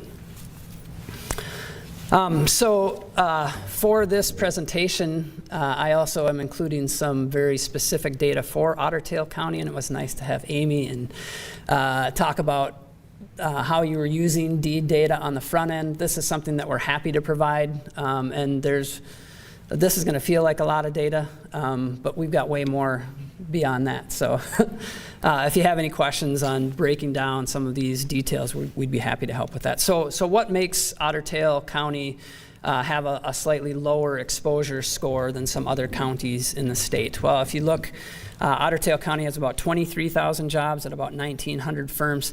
That is the 18th largest of the 87 counties in the state, and it's one of the larger counties within this region. The economy here has been growing, so it actually added 131 net new jobs over the past year. That is a very positive thing. But as you can see, or maybe you can't see super well, but in that chart in the upper right-hand side there, saw a pretty substantial employment decline during the pandemic recession, not unlike the state as a whole, and then has been building its way back since then. The largest employing industry in Otter Tail County is healthcare and social assistance, has about 4,500 jobs at a little over 200 establishments. And those jobs can be broken down in more detail as well. And so the hospitals are the largest employing sector within healthcare and social assistance, followed by nursing and residential care facilities, and then ambulatory healthcare services. So that would include like offices of doctors, clinics, offices of dentists, alternative healthcare practitioners, things like that. Manufacturing is the second largest employing industry in Otter Tail County. Almost 17% of total employment in the county is in manufacturing, and that is significantly higher than the state of Minnesota as a whole. It's about 11% of total employment in the state. So that is one of the reasons that Otter Tail shows up as having lower overall exposure to artificial intelligence. A big chunk of that employment is in food manufacturing, also fabricated metal product manufacturing, machinery manufacturing, plastics and rubber product manufacturing, and computer and electronic product manufacturing. Some of those sectors have been gaining jobs, some of those have been losing jobs. Manufacturing actually did relatively well in the immediate aftermath of the pandemic recession, but things have slowed down, and certainly in this last year with some of the uncertainty with trade policies, we've seen some declines in employment there. Retail trade is the third largest employing industry, followed by accommodation and food services, so that's like hotels and restaurants and things like that. Those are industries that could benefit from AI but are not highly exposed to AI. Educational services had about 1,864 jobs at 32 institutions. Again, that's a slightly higher percentage than what we see statewide, but relatively in line there. Public administration has about 1,400 jobs, and then construction had about 1,200 jobs. And construction has done extremely well since the pandemic recession. And Otter Tail County is growing, so we're probably seeing some gains in construction because of that. There's also a little over 5,300 non-employer establishments. Those are people who are self-employed. They're making at least $1,000 per year, so they're reporting into the IRS. And they're across all different industries, but some higher concentrations in areas like transportation and warehousing, child daycare services, things like that. So Otter Tail County has about 61,000 people. That actually makes it the 17th largest of the 87 counties in the state. And because it was growing, it added about 800 people so far this decade. It was the 34th fastest growing county in the state. One thing that's interesting about Otter Tail County, though, is about a quarter of the population is 65 years and over. That is a really high percentage, much higher than the state overall. The state overall is about 17%. And there's some counties, especially those that are closer to the metro area or those that have four-year universities, that have a much lower percentage of people that are 65 years and over, and bigger chunks in the youngest age groups. And in fact, if you looked at the demographic breakdown, there's actually more senior citizens now in Otter Tail County than there are school-age children. So that's one of the challenges that you probably were dealing with when Amy was talking before about the long-term decline in the labor force. It's because of the aging of the population within this area. Otter Tail County also has reached a tipping point in terms of natural increase. So far this decade, although this decade includes 2020, which includes COVID, there actually were more deaths than there were births in Otter Tail County. So you would have seen a population decline if no one moved in or no one moved out. The good news is people are moving into Otter Tail County. This must be a wonderful place to live, yeah, and a welcoming place to live. And so you've actually had very positive in-migration. But it's different than what we're seeing statewide and in a lot of counties in greater Minnesota. So the thing that sticks out in Otter Tail County is that of the in-migration, the vast majority of it was from domestic immigration. It was people who lived in other parts of the state or maybe other states that were moving here rather than international immigration, which is what was fueling the migration growth in the state of Minnesota as a whole. So more than 1,200 people moved into this area from other places and have chosen to stay here. Now, that's good news overall because a growing population usually leads to a growing labor force, but again, because a large percentage of those people are in the oldest age groups, some might be moving in as a retirement situation, and so you're gaining population but not necessarily gaining labor force in that way.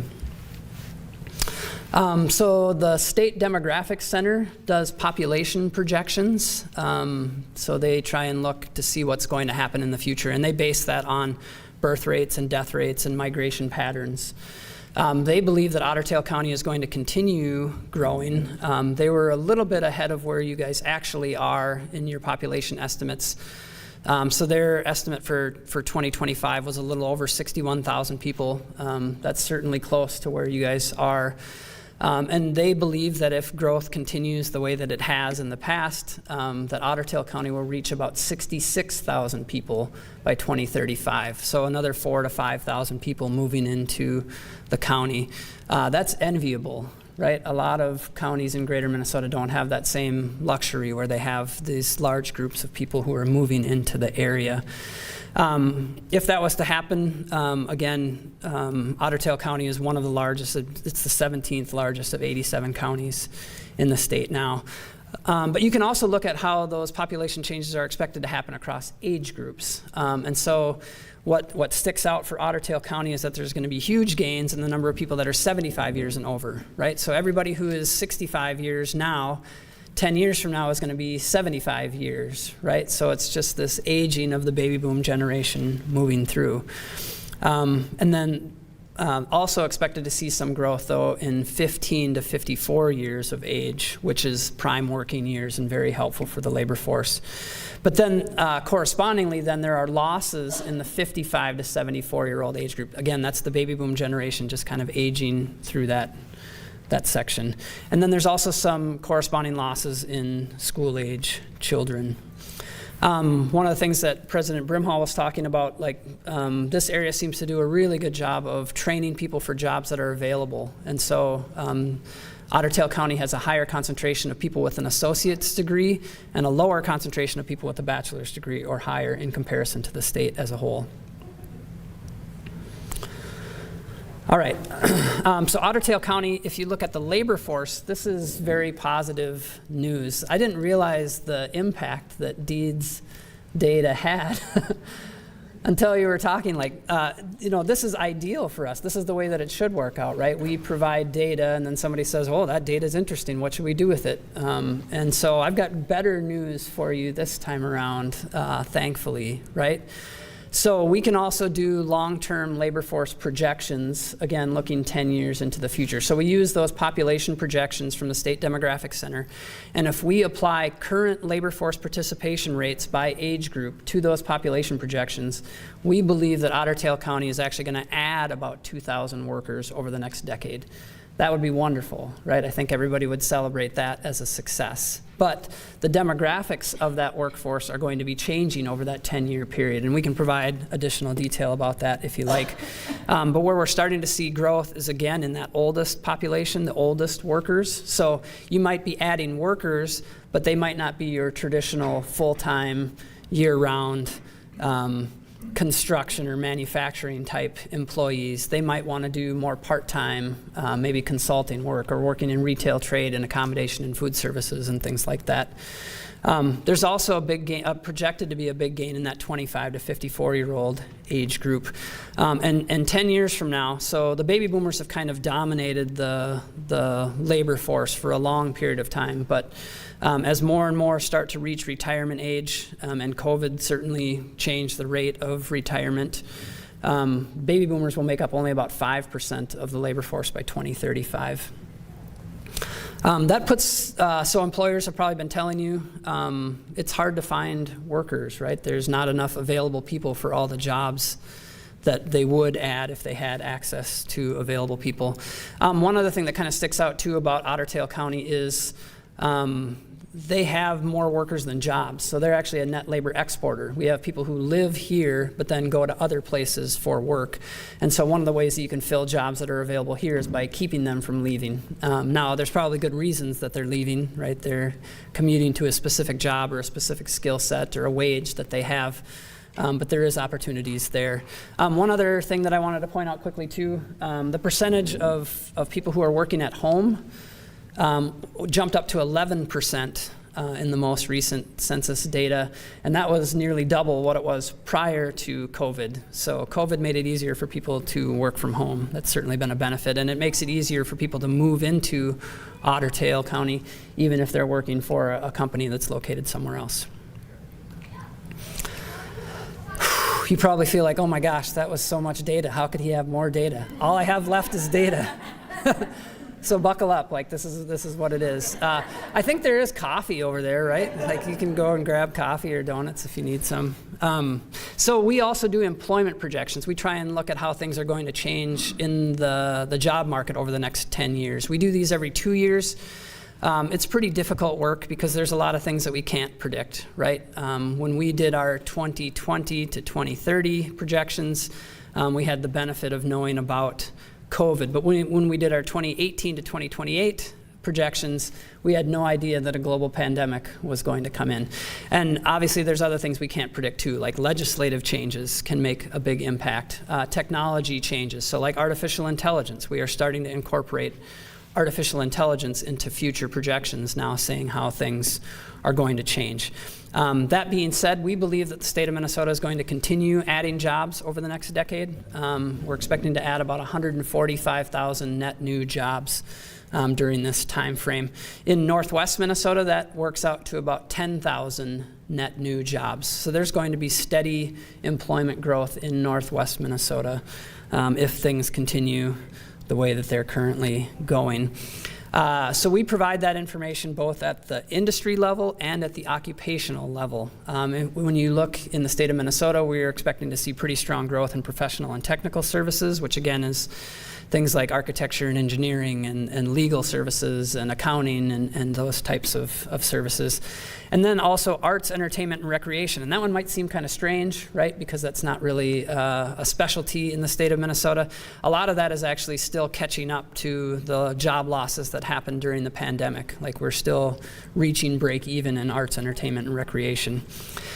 This won't surprise anyone. The largest employment growth is expected to be in healthcare and social assistance. Statewide, expected to add almost 42,000 net new jobs. There's also going to be considerable job growth in areas like manufacturing, accommodation and food services, construction, retail trade. All of the Drive for 5 industries also are expected to see growth moving forward. In Northwest Minnesota, some of the same kinds of trends. Healthcare and social assistance is expected to lead the way. Also supposed to see pretty strong growth in manufacturing and construction. Also wholesale trade, which is an area that has a really high location quotient here in Northwest Minnesota. Looking specifically at occupations, some areas that are expected to see really strong growth. So again, computer and mathematical occupations are very highly exposed to artificial intelligence. We still believe they're going to be among the fastest growing occupations in the state of Minnesota. There's going to be more demand for people who understand and program computers. A lot of openings in healthcare support, management, transportation and material moving, healthcare practitioners. All of those are expected to add more than 15,000 jobs in the state of Minnesota as a whole.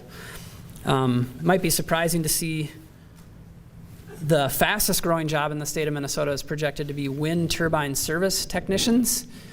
You may not have guessed that before you saw it, but we are expecting to see over 50% growth for wind turbine service technicians over the next decade. Now that doesn't mean that we should start telling all of our kids, hey, you should go be a wind turbine service technician, right? Because it's going from 300 workers to 450 workers. So we're gonna need like 150 workers over the next decade, which is like 15 per year. It'd be great to fill all of those jobs, but we don't need thousands of people turning that way. So it's important to look at both the percentage growth rate and also the numeric growth rate.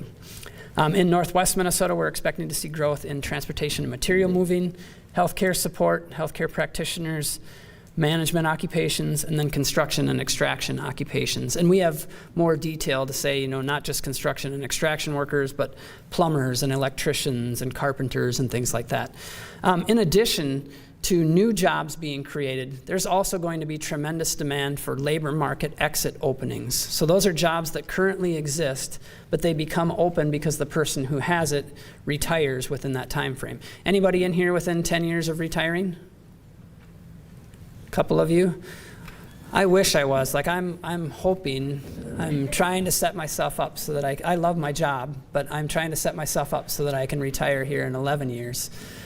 So those jobs are still going to exist. Somebody needs to do those jobs as those people exit out of the labor force. And so there's tremendous opportunity there as well. All right, so from an occupational standpoint then, how do we take stock of how artificial intelligence is going to change what we do. So have any of you guys ever heard of a genetic counselor? You know what they do? They work with families. Yeah. And so it's a relatively small occupation, but almost everything that genetic counselors do is going to be exposed to artificial intelligence, right? They're going to be processing large amounts of data. But the one thing that can't be replaced by, so you might think then if it's the most highly exposed occupation that it's going to be replaced by AI. That is not the case at all, right? The most important thing that genetic counselors do is they work directly with people. They sit down with people and talk them through what can be very difficult conversations. And that part isn't going to go away. It can be enhanced by artificial intelligence, but it isn't going to replace it. On the other end is exercise trainers and group fitness instructors. You're probably all familiar with what that job is like. So then this again is a job that can benefit from artificial intelligence, right? You could use it to help put together training plans or keep track of data for people that you've been working with and training and how they've been improving over time. But there's really a lot of the interaction that you have there is person to person, like you're in the gym with them, encouraging them and helping them use machines. And so while they can benefit from AI, they aren't super exposed to AI. In the article, we actually interviewed this guy named Charles Fidel, also a nerd.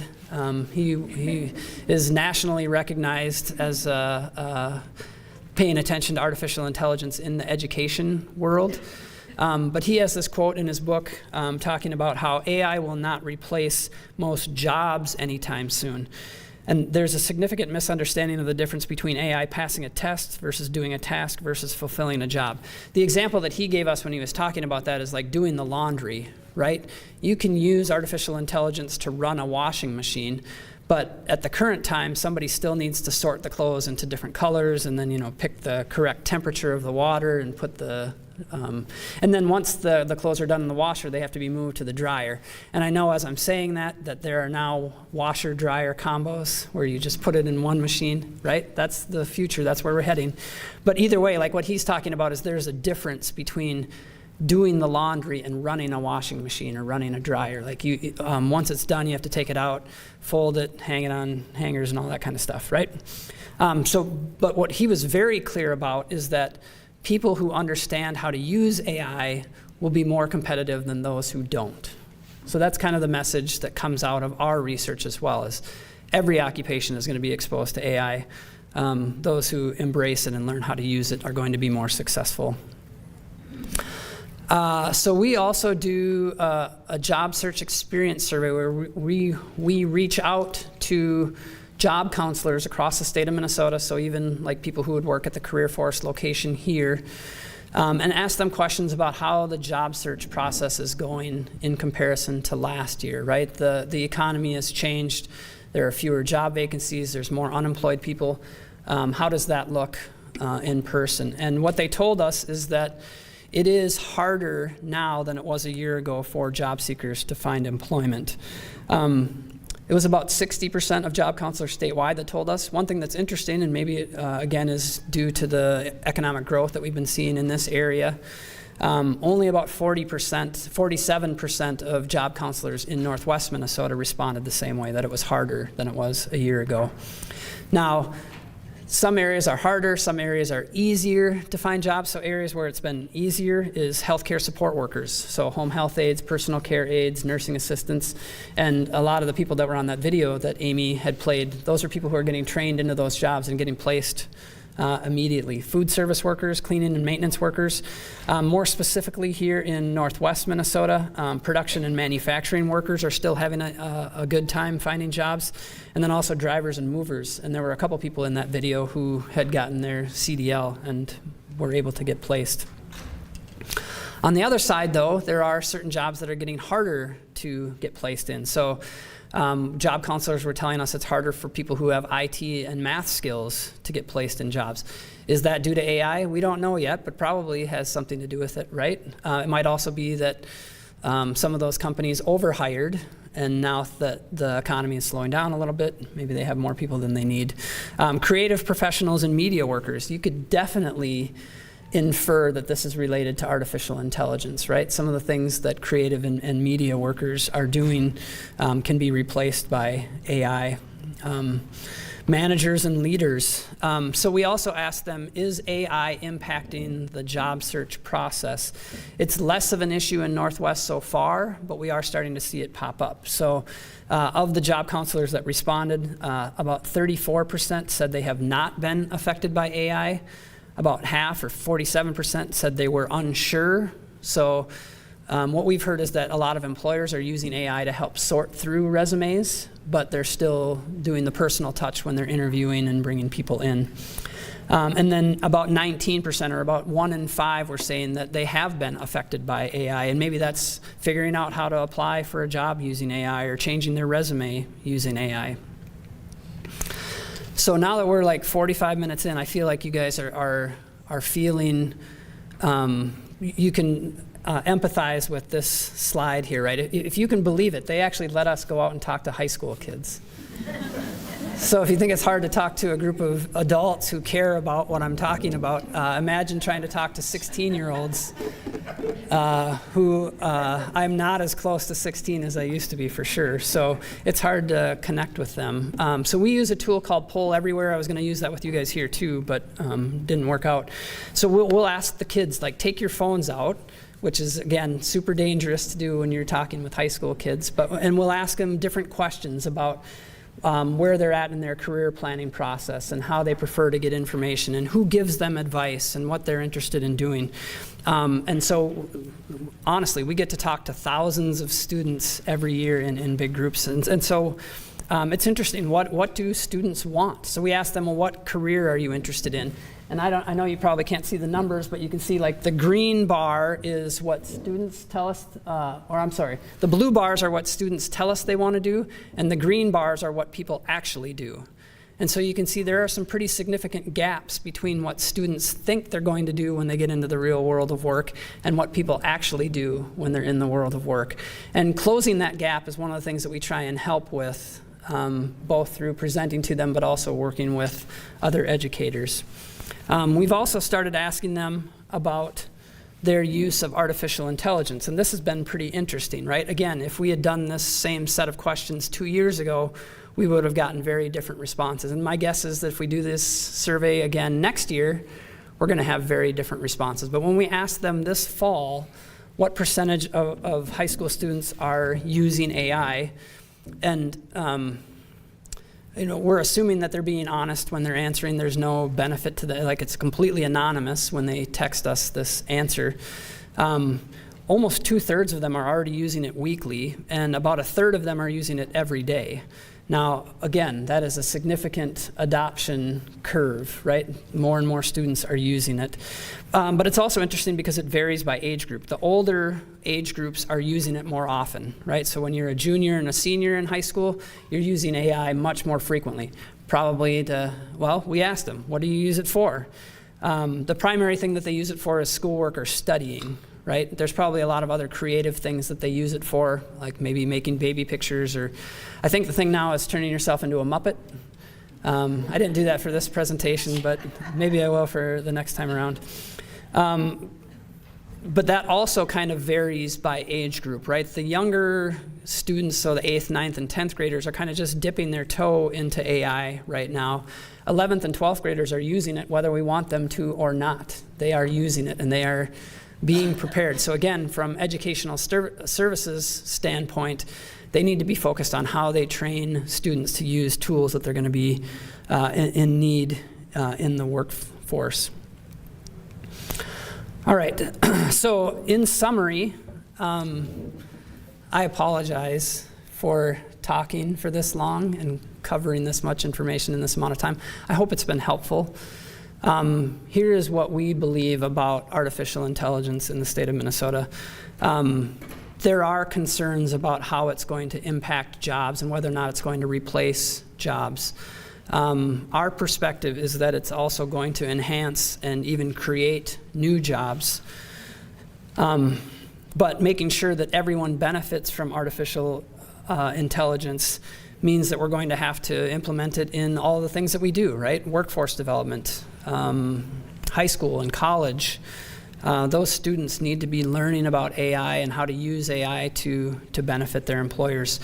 Specific industries, including professional and technical services, but also manufacturing, healthcare, and social assistance. They need to benefit from AI. They need to learn how to use it within their operations, both to benefit themselves, but also to benefit their customers.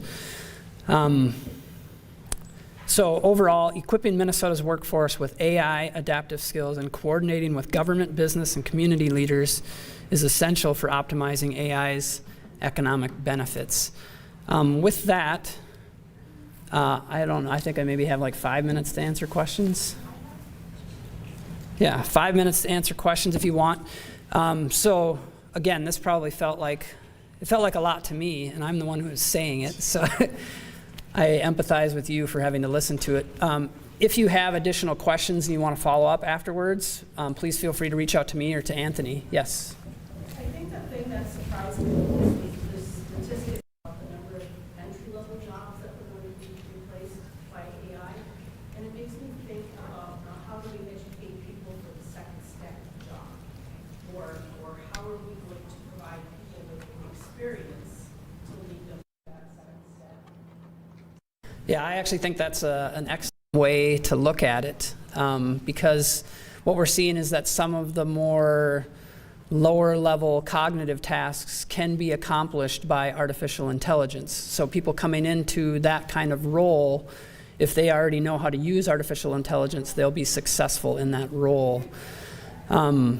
So yeah, how do we best equip students and job seekers who are transitioning with those skills so that they can hit the ground running for employers? Yep. Do you know if there's other countries that are ahead of us on AI that we should be looking to, or are we all across the world? Yeah, that's a great question. I've not looked at AI adoption in other countries, so I can't even give you a good answer. I imagine there is research out there, and you can probably use AI to help find the best one. And the other thing that's nice, so one of the things that's nice about AI is it will summarize things for you. Like some of these reports are really difficult to read. They're long, they've got a lot of detail in them. Sometimes they don't make perfect sense, but you can ask AI, like, please go through this and summarize, give me the 5 key points or whatever. Train me on how to present this information to someone else, and it can give you that kind of information. I haven't heard how we're doing in comparison to other countries, though. I would assume we're doing well. I have a lot of people working on it, spending a lot of money on it. Are those students aware that their interests in some of those fields that you mentioned aren't actually going to have jobs? Like, do they get that feedback from that? Yes and no. I think if you had asked me what I was going to do when I was 16 years old, I wouldn't have been able to tell you what I'm actually doing now. And when you're younger, like, there's a lot of exploration that needs to happen. So what we try and follow up with when we're giving presentations and asking them questions about what they're interested in doing is to say, like, great. So now you need to find people who do stuff like that. Like if you have parents who do that, or friends' parents who do that, or teachers, or do a job shadow. Like those are incredibly valuable. We invite them to take assessments so they have a better idea of like what occupations would match up with their skill sets or their personality type. Because it is a really challenging thing. There's a lot of kids who go to college and then start doing career planning. We would like to help kind of flip that process on its head, have them do career planning and then figure out whether or not college is necessary, and if it is, which schools actually offer those programs and how long does it take, and what's the employment outcomes for students who go through those programs. But it's challenging, and different things are important at different times in their lives. We also ask them questions about like, where do you want to live? And when you're 16, a lot of kids just want to be somewhere else. Like they think that their town is boring or small or whatever. And that's okay. Like, we encourage them, go out and see the world. But you might find as you get older that there's a lot of stuff to really like about Otter Tail County that you might want to come back to when you get older. And so you want to pick an occupation or a career field that would be in demand in Otter Tail County or Northwest Minnesota as a whole. Yep. The demand increases for use of AI, that'll also bring need for more data centers. Do you know of things that communities can do or the state can do to be welcoming to that type of economic growth?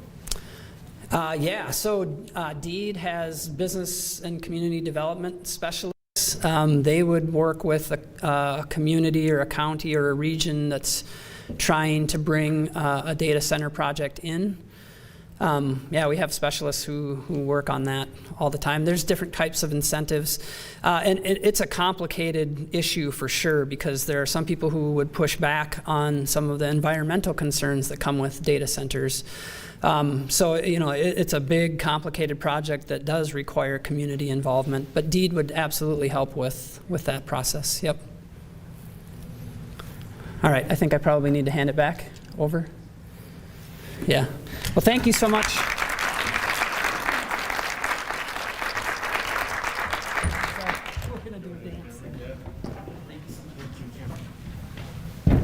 All right.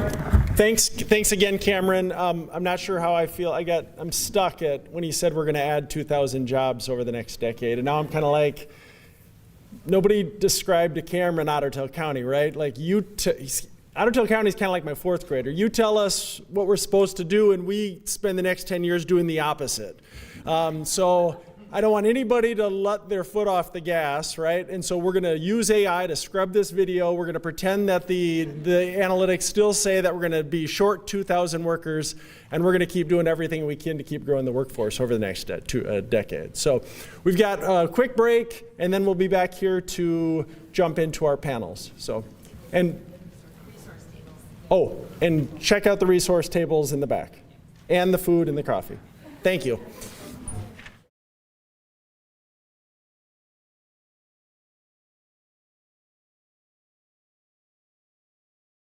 We're going to get started. I'm going to invite our panelists up. Make sure Jake's got the stream going. And as our panelists, come on up and grab a seat, panelists.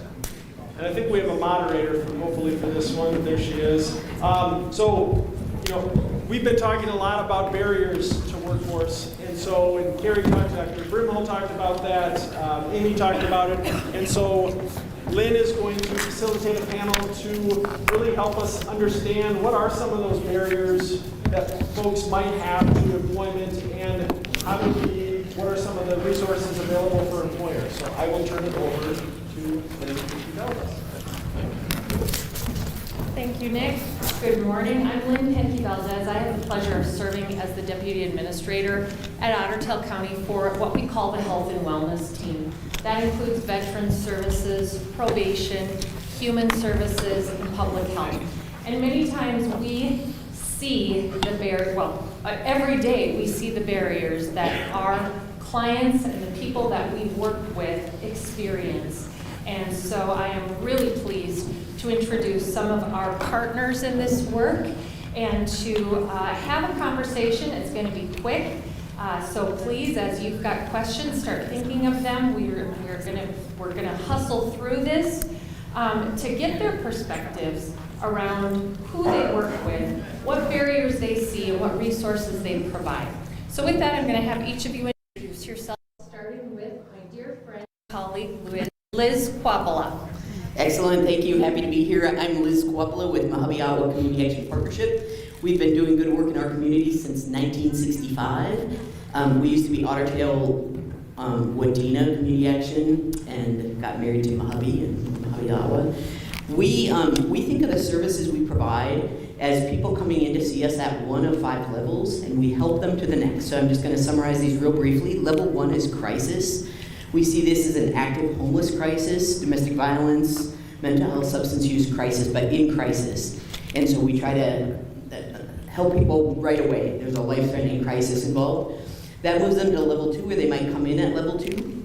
We help them figure out what services, low-income people, what services they might qualify for and want, both at Mahabiawa, but also our county partners and the free meal at the church, those kinds of things. That's level 2. Level 3 is relationship-based coaching. So once someone's basic needs are met, then they can breathe and we can figure out what are the pathways. So that's where our partnership with M-State comes in strong. There's sometimes education pathways or employment pathways, helping people build skills.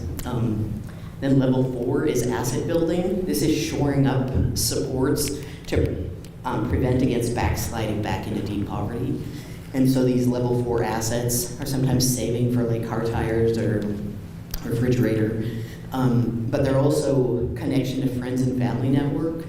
Who do you have if you need, some help with something, backup childcare, that kind of thing. Connection to culture. Just kind of building people's skills and capacity and networks to protect against backsliding. And then level 5 for us is leadership development, volunteerism, and giving back. And so the idea is as you climb these 5 levels, then you kind of pay it forward and help others. And so we see many of the similar successes we saw in the video earlier. We love it, and it is possible only because of so many partners in this room and across the community. Okay, good morning for just a little bit, I think still. My name is Jen Javis. I'm with Lakes and Prairie United Way, formerly United Way of Otter Tail and Wadena counties, now combined with Douglas, Polk, and Todd counties. We too have been in the area for a long time, for over 75 years, serving the communities that we're in. We focus on 4 priority areas of healthy community, youth opportunity, financial security, as well as community resiliency. We do that in a number of ways, both by supporting individuals and working in community to convene and collaborate so that we can make the greatest impact together. I'll stop there, you'll keep me talking. Hello, Amy Johnson, Otter Tail County. I am the Workforce Navigator. You heard all about the Empowered Worker Program earlier. I have helped to develop and oversee and carry the caseload for the Empowered Worker Program. Thank you all. We're going to bounce around. Please jump in, you guys. This is a conversation more than a presentation. Each of you shared broadly what you do or what your organization do. I want to drill down just a little bit. Can you give some examples of real concrete ways that your organizations support folks as they are trying to get into the workforce? And I'll ask you to go first, Jen. Okay, I was just about to grab it. Okay, so at United Way, I'm sure you know us as twofold. One is a fundraiser and one as a change maker and impact organization.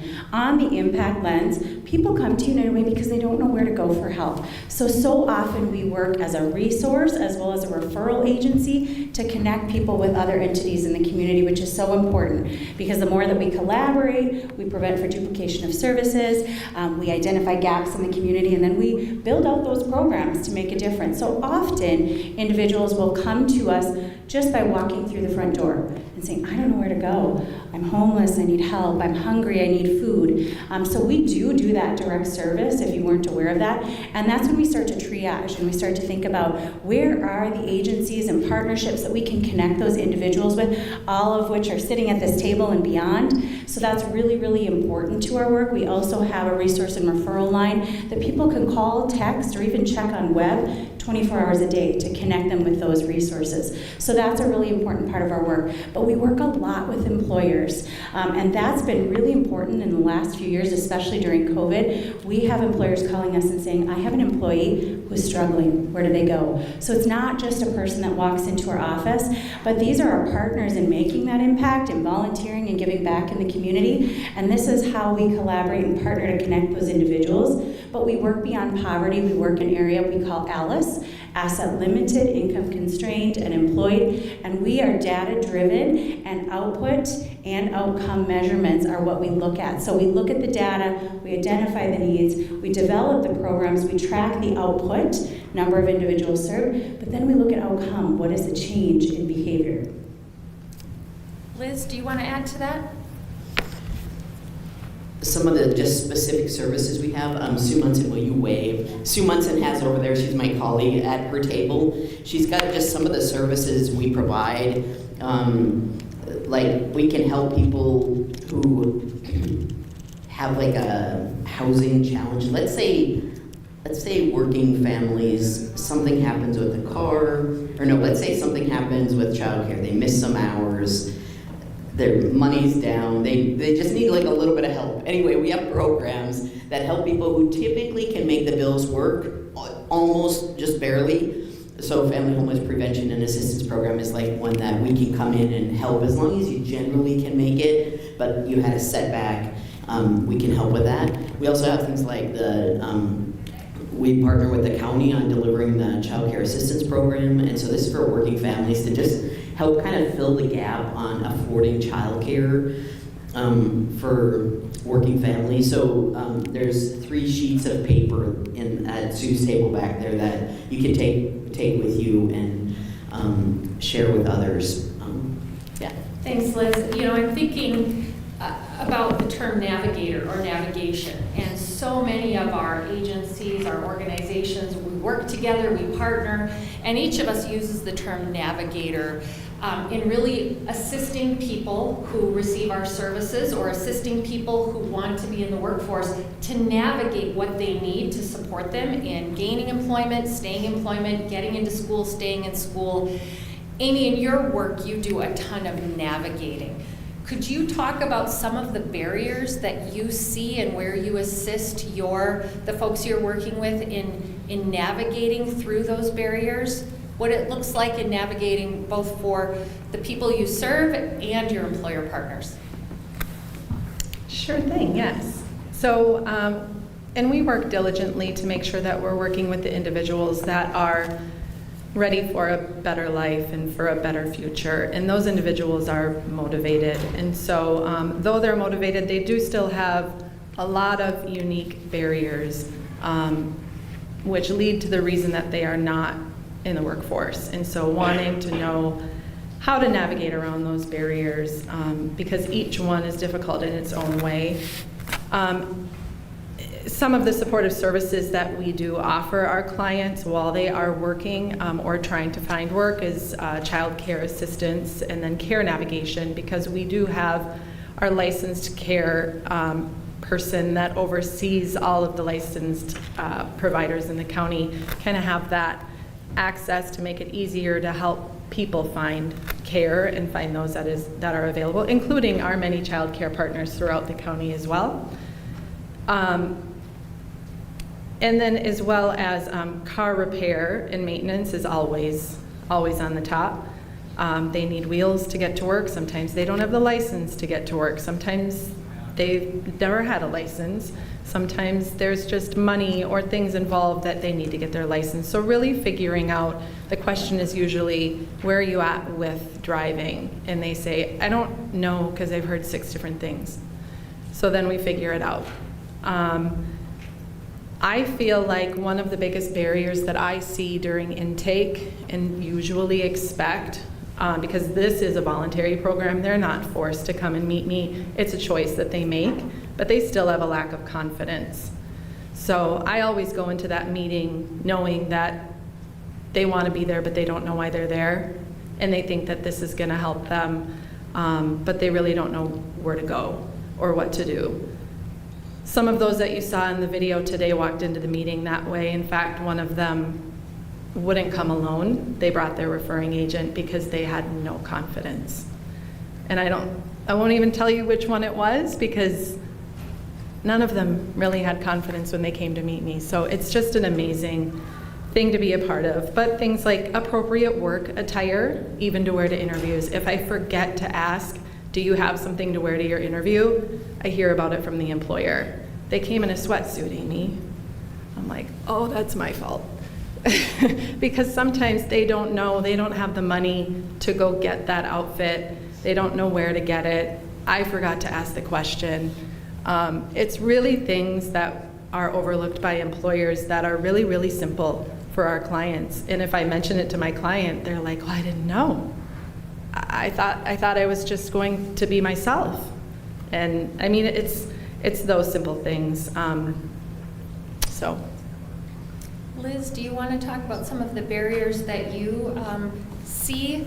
Because whereas Amy is working with one individual who is looking to get into the workforce, you might be working with their children, with their spouse, with the other people living in their family. What does it look like from your perspective? Yeah, I appreciate that. So we do have what we call our whole family approach, where we try to look at the whole family, make sure that children have access to high quality childcare, make sure older siblings have, access to things. If there's a two parent or two spouses, that everybody's good. So I echo the confidence and just the challenges people have with just navigating what's going on. I will say we're also an employer, and so I see things from both sides, and I think as an employer, sometimes when I have employees who are struggling, even though we provide these services, they sometimes don't see themselves as a potential recipient of these services, because so much of what we know about poverty or economic struggle comes from television, and that's not, these are people who are often hardworking, trying to do everything right, like the stereotypes don't really fit. And so I think just helping people understand that there are systems here that can help them, they're temporary, and just reduce some of that stigma. I think that's what I got. Jen? Sure. So what we find too is that exactly what Liz just said, is that people are just barely surviving. So we look at a survival budget, and then we look at a stability budget. And so people who are on that survival budget, they have enough to meet their basic needs, but as soon as their child needs school supplies, that pushes them over the edge. Or as soon as they need winter wear when weather comes like this, and buying that for your whole family and having boots, those are things that really impact the family. And we like to say that they're not making poor choices, they're making the best choices they can given the situation that they're in. And so that's where our programs come alongside, and they're based on express need. So when we think about exactly what Liz was talking about, is people don't see themselves in that, we're all working, I think, really hard to reduce that stigma and to say to people that 1 in 3 people in our community are ALICE. 1 in 3 people are struggling, and I think we can see ourselves in that. I remember buying school supplies and tennis shoes and winter wear and wondering, where's that going to come from and where am I going to take it from? So then families are making choices. And so as employers, I think it's so helpful for us to see those needs and then to say, you know what, did you know that there's a program here and it's for you, and you don't have to qualify. We might collect some information, but it's a resource for you because it's those extra things. And so when we can fill the need on those extra areas, that survival budget is going to help get them by, and they no longer have to make difficult choices, but they can continue to meet those needs. Thank you. I'm thinking about the fact that I have a boss, and if I'm struggling at home or something's going on in my personal life, the last thing I want is for my boss to think that it's going to impact me at work. I'm keeping that pretty close to. I'm keeping that to myself, whether it is a car problem or a child care problem or an illness. I don't want to worry my boss with that. In our best, most successful partnerships, I would offer that the employers know some of the barriers that folks are facing, and then we're able to support them together. But that's not always the case. People keep their private lives private, and they don't want it to impact their ability to do their work. What are some things that you would want an employer to know? What are some trends you see or some patterns you see when it comes to barriers that folks are facing that employers might not be aware of?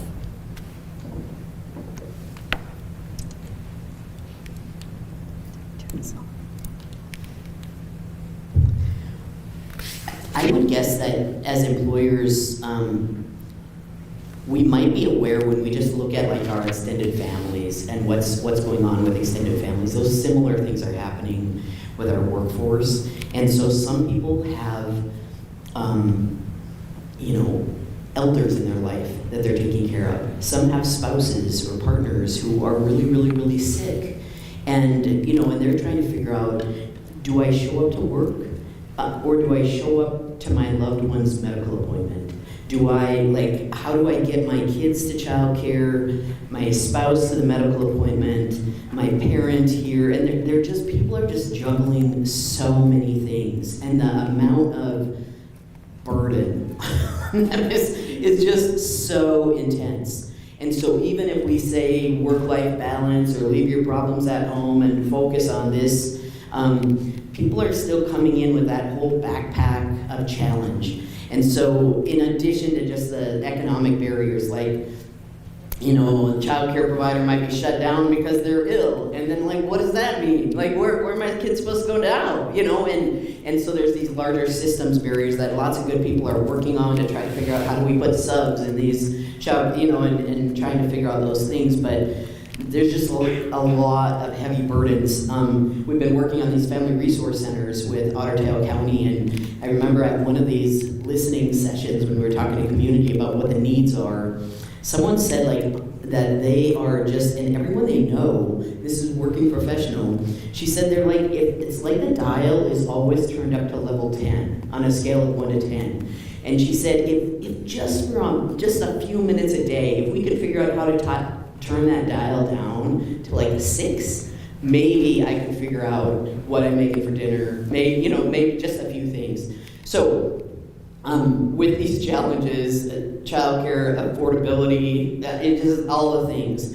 I would say letting people know, like learning about resources available and posting them. If you're an employer who has like an employee break room, or if you have an intranet site or something, I'm happy to connect with you, tell you some links like childcareware.org. You can find affordable childcare in the community. And you know, our website at mojave.org has like a client portal that you can just link to your own sites, and just that suggests, I think, like, hey, we know you might be struggling. We need you here making these widgets or doing this thing, but we know real life is out there too, and here's some services that might be available to you that you can just kind of apply for on your own.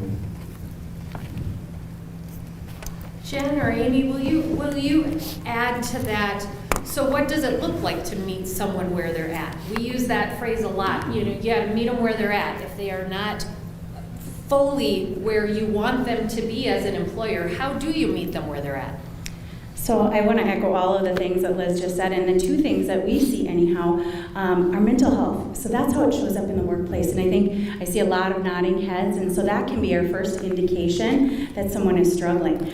They're stressed out, they're anxious, they're maybe a little short-tempered, and so that's a connection point that you can make with that employee, that they're not telling you that it really has to do with all of these other issues like childcare and housing, but we really need to provide mental health supports, and that's difficult because it's expensive, and so sometimes that can be out of reach.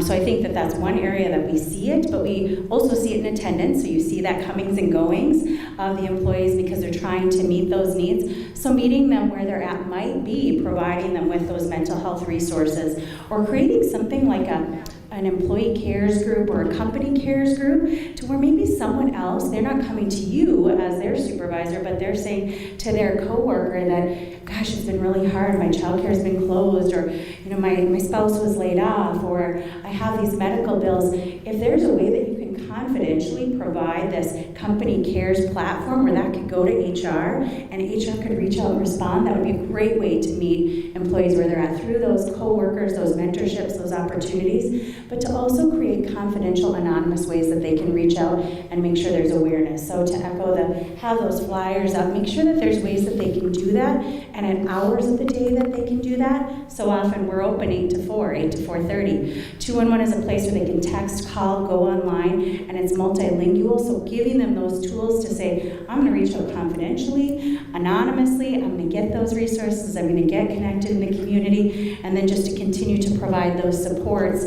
in that real life situation that they're experiencing. I'm going to add to that and say that you can go to the Otter Tail County website or Google Credible Minds in Otter Tail County. That is a platform that we host, which has a bevy of free tools to support mental health. And it's got everything from new mommies to menopause to yoga to how to care for aging parents. There are videos, there are links to newsletters. If you like data, if you want some helpful nutrition tips, it's fabulous. Please go out and use that because that is a resource to our entire community. Amy. I will piggyback off of what Liz and Jen are both saying here. What I've learned about my clients is I can put anything in front of them and they're not going to call the number. They're not going to do the things. I'll make a connection.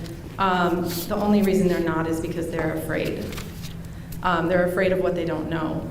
And a solution in my mind for that is when they come to work for you, and maybe hard to pinpoint who this is, but if you're hiring someone from the Empowered Worker Program, let's say, it would be a great practice, and probably for anybody else as well, to give them a mentor from your workforce. Somebody who has good habits, somebody who has a good attitude, somebody that is going to lead them to the right information, the right people that will not only help this individual succeed, but also help your retention rate with them. There are some things that are really hard for my clients when they start work, like clocking in. That's something they've never done before sometimes. Sitting in orientation, they've told me, I really don't know what they said. I was there for 4 hours and I didn't hear anything because I didn't have any idea what they were talking about. Benefits, they're clueless. A pay stub, they probably don't have a bank account, so they don't know where it should go. We do help them with financial literacy when it comes up in the conversation. We do help them with these things when it comes up, but there are so many things that it's hard to address them until they come up. But even like dress, attire, and to mental health, I've heard my participants say, you know, if I get paired with somebody at work that has a bad attitude, they trigger me, and I can't work there because I can't have my anger triggered because I know where that gets me to jail. So they'll quit and they won't tell anybody why. So it's just one bad apple can give you a bad result, not even knowing what happened. So that mentor can really make a big difference. So we have got a few minutes left for questions. Before I welcome questions for the audience, if you are going to suggest one thing that an employer could do in the next 6 months to really either partner with you, support their staff more intentionally, what would be one idea you have? And if you've got more than one, we do have time for that. Amy, you want to go first? No. No. Liz, you want to go first? Think about it. Always. I'm a middle child, so I'll take the microphone anytime. I'd say in addition to listing those resources where employees can find them, if you already have an employee who's struggling, help them, like Amy was saying, help them understand the why of what's going on. So we have employees who we just expect, like they're gonna make it to work 8 to 4, and that's the agreement, and that's what like a bunch of our employees do. And we have people who did not understand that they thought, you know, I'll get paid for the hours I come in, or but we didn't like explain to them, here's the thing, or we didn't explain to them very carefully, here's the policy, and here's what this is, or here's how PTO works, or here's, you know, like, and so I think just like seeing the goodness in people, even employees who you might be frustrated with, seeing the goodness in them, and the humanity enough to kind of explain what's going on. Because even if they don't make it with you, they're going to go to someone else in our community, and we're all so interconnected. You know, so helping them understand those policies are kind of behind just like the kind of weird things we do as employers.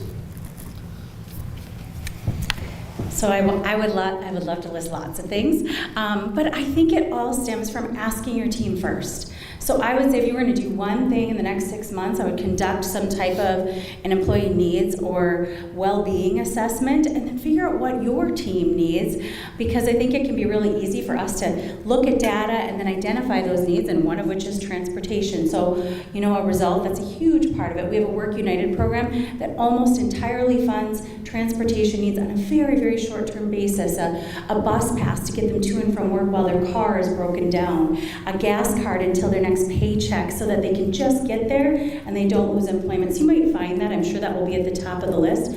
But I would say if it was one thing, do that assessment, find out what those needs are, and then integrate that into the workplace based on what your team told you, because we're really good at thinking about what might be helpful for someone. I know I do that all of the time too. We think, oh, there's a need for this, let's build a program. But in all reality, maybe the program wasn't needed, it was something alongside of that we need to come up with. So I would say short term, do that, and then take all those things and build out all the fun programs afterwards.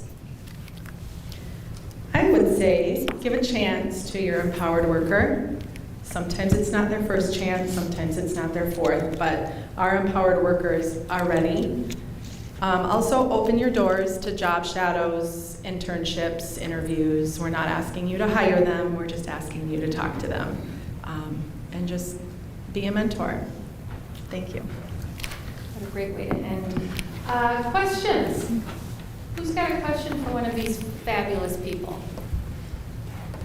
So it's going to be cold Saturday, and it's going to be cold for a while after that. And so you had mentioned, Liz, level 1, right? So again, kind of as a follow-up to the next 6 months, is there anything that we need to do this weekend or in the next weeks or months, you know, for those level 1? I know that you deal with a lot of heat and things of that nature. What can we do right now, level 1? Liz, I'm going to repeat the question for our viewing audience. So the question was around, it's going to turn cold. Is there anything that needs to be done or considered on the very short term as we get into winter cold weather?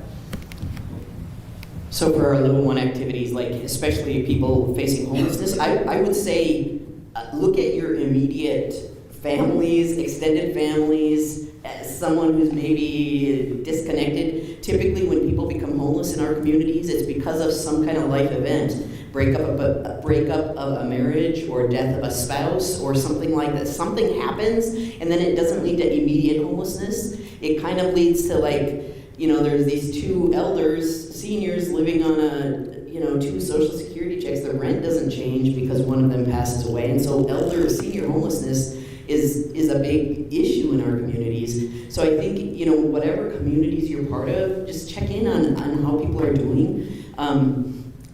I'll be a little selfish here, but one of the great things we can do is we've partnered with employers and churches and others who will pay the rent for an apartment for 1 month for someone. We'll find the people, we'll help them out, and it's a way to leverage, because as you know, state and federal resources have been tanking, you know, on this. So, but you can do that your own self, especially with people you know. Let them know, like, hey, I've got this extra bedroom, put a timeline on it, because otherwise you'll be calling me to see what you can do about this after that, you know, so be reasonable, but, and then I would just say, pray. I think the more we can have compassion instead of shame about the struggles in our communities, the more we can lift people up, even just in our quiet spaces. I really believe that contributes. Whether there's a job or not. Love it. Yeah. I'll add to that. Call us. I would just say call us. We'll point people in the right direction. That's probably a simple answer, but really, truly, beyond all those other things, we're going to work really, really hard to connect those individuals. And if you can get that individual to call us, great. But if you can make that referral, that's what we're here for. So give us a call. Same. Other questions? Yes, ma'am. So I'm not sure what limits your programs have. How do you guys deal with those individuals that do keep coming back and they need help, and sometimes you have to say no more? Oh, that's a great question. So, you know, what are the limits of what your programs can and cannot serve or provide, and what do you do with the folks who keep coming back? Where do you have to say no, or how do you get creative? How do you handle that? I can speak first. We're a little different than you guys, but it makes me think of maybe individuals that are not right for our program, or individuals that did not succeed, and we don't take them back for whatever. We never give them a wall or a dead end. I actually send them to rural Minnesota SEP. Because they will help them, or somebody in their community will help them as well. So we never want to end it at that, always give them hope. And I'll just add to that, that most of our help is walking in. All of our services too are optional. Like nobody's mandated to come to us. So they agree to come to us. Some assistance, like energy assistance, is one-time assistance based, but for these other things, we walk with people and we say, you do this, then we'll do this, and you do this, and we'll do this, and you do this. And we've got coaches and navigators who are really experienced with that. And then, we try to catch it on small levels instead. You know, like if you haven't done the this, then we can't do the this. And sometimes if someone's not done the this, then we try to understand, like, is this because you need us to sit with you to help you with the application? Is it because you have overwhelm? And you know, what are the things? But we don't have enough resources to just give unlimited stuff. So we really are working with the people who are interested in kind of working towards that upward mobility. For us, it's capacity. There isn't a limit based on income or frequency. It's express need again, but it is funding, you know, and that really is what it comes back to, I think, for all of us, is whether that be funding from state and federal or funding from local. Some of us are funded only by individual donors and local giving, others by state and federal funding, and so that usually is what prevents us from serving more. I always look to see what is the need they're coming back for, because sometimes you will have that need every month because your survival budget doesn't allow for more. So to me, that's not an end-all be-all stop. It's that in order for you to be stable, you need continued support. So we need the resources to do that, and that's usually what dictates how we respond. Well, and I'll say, from my perspective, our communities are incredibly integrated and connected. We know each other, we know who offers which service and where. There might be a little bit of a gap between what you can do versus what someone else can do. And I see people working tirelessly across that ecosystem to connect people with the right resources, whether they qualify here or don't qualify here, whether they've sought them out here but they've never tried them here. That's something I think we really do well and continue to strive to do even better. Other questions? Okay, and before we give these ladies a round of applause, remember there's some information about their organizations in the back, or you can catch them when we're done today. Thank you, ladies.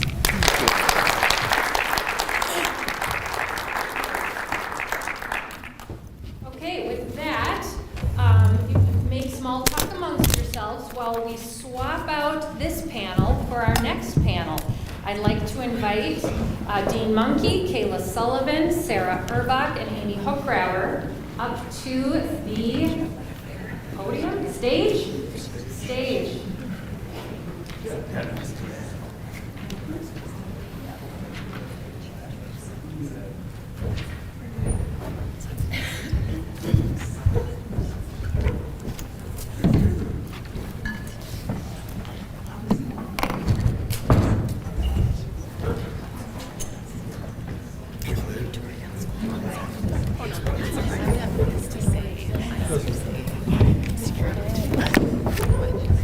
Good, Dean? Thank you. Good. I didn't know you were injured here. Oh, no, just temporary.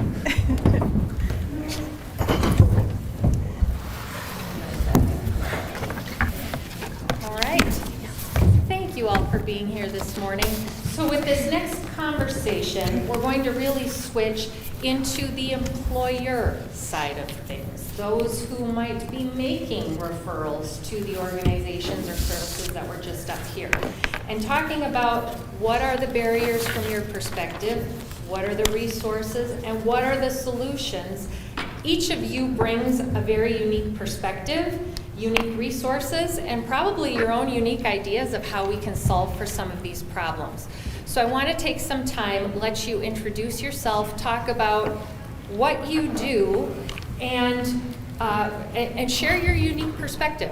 And we will start with you, Sarah. Thanks. Hello, can you hear me? Okay, thank you. So my name is Sarah Urbach. I am the probation supervisor here in Otter Tail County. I've been with the county for, actually, nope. How's it working? Yes. Okay. Excellent. I'll start over. So again, my name is Sarah Urbach. I am the supervisor for probation here in Otter Tail County. I've been with the county for exactly 10 months today, but I've been working in probation since 2001. So previously I worked for Todd Wadena Community Corrections. I've had numerous caseloads. I've worked with juveniles, I've worked with adults, I've worked with supervised release clients. Those are the ones that just are coming out of prison. So I've had a lot of experience with a lot of different caseloads and situations. Obviously with probation, we want to focus on public safety. We want to hold people accountable for their actions, but we also want to work with employers to make sure that we're communicating with each other. We're here to help solve the situations, hopefully intervene sooner than later so we can prevent more things from taking place. So Sarah, you work directly with a lot of employers to support the people you serve, but also one of the most popular referral sources to Amy Johnson's Empowered Worker Program and building that partnership. Yes, absolutely. Yeah. Thank you. Dean. Hi, I'm Dean Macht. I'm a retired school administrator here from Fergus Falls, and I also, for the last several years, have served on the Pioneer Care Board of Directors. And we, a few years ago, got involved in an on-site daycare program, Pioneer Kids. And with the success of that program, currently now we're looking to try to move on from there and expand some daycare opportunities for the community in the Fergus Falls area here over the course of the next couple of years.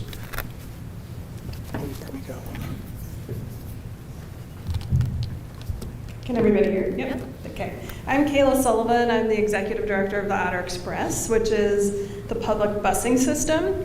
And we service pretty much like all over Otter Tail County, or we're trying to get all over the county. So we do basically what I said, public transit. That means it's for anybody and everybody. But we do provide transportation for a lot of employers in the area, whether it's to and from work or either or. In Fergus specifically, we transport to about 50-ish employers. Perham, we transport about approximately 10 to 15 employers, and so we're trying to get out and helping any other employers too that need help with transportation. But we just take in phone calls. We're an on-demand service, so you just call us, tell us where you need to go, when you need to go, what time you need to be there, and we try our best to make all that happen. Hi, I'm Amy Hook-Grabber. I'm with M-State. I'm in their Workforce Development Solutions team, the non-credit side of the house. So we do a number of open enrollments, but my focus is customized training with business and industry. Well, thank you all. So my first question, and I am going to ask you, Dean, to go first. What are some of the barriers to employment that you see within either your workforce, in your case, in your workforce, or the clients you serve? And can you give some real world examples, some real concrete examples of the challenges, how they show up? What does it look like for you? Yeah, well, I know that I've heard the anguish in relationship to daycare way back when, as all of us probably have, back to my school administrator days as well. In that setting, of course, with our hourly employees, it was always a difficult task. If they didn't have daycare, they probably just stopped working for us because it wasn't, other options weren't easily available for them. In my relationship to Pioneer Care, over the COVID years, of course, everybody out there saw workforce issues, but our workforce issues there were tremendously difficult. We were ending up closing down, cutting back services, cutting back different wings and units. And because of that, then we had one of our memory care units available to us. And, one of those last-ditch efforts, I know that there's a lot of employers out there that don't want anything to do with daycare. But we took the leap and went out and decided to start our own through a lot of community help and resources there. And it's been a tremendous success for us. I know, just as an example, when we started that program, we had 2 nurses for us that were working very light casual hours. The minute we got the daycare started, they both went to full-time. And of course, the nurses and recruitment and retention of those kind of services in a long-term care facility like that are critical. So that's just a prime example of how having quality, affordable daycare, and even right on site, got those employees back to us right away. So a real example of how you solved for the barrier that you yourself as the employer were experiencing.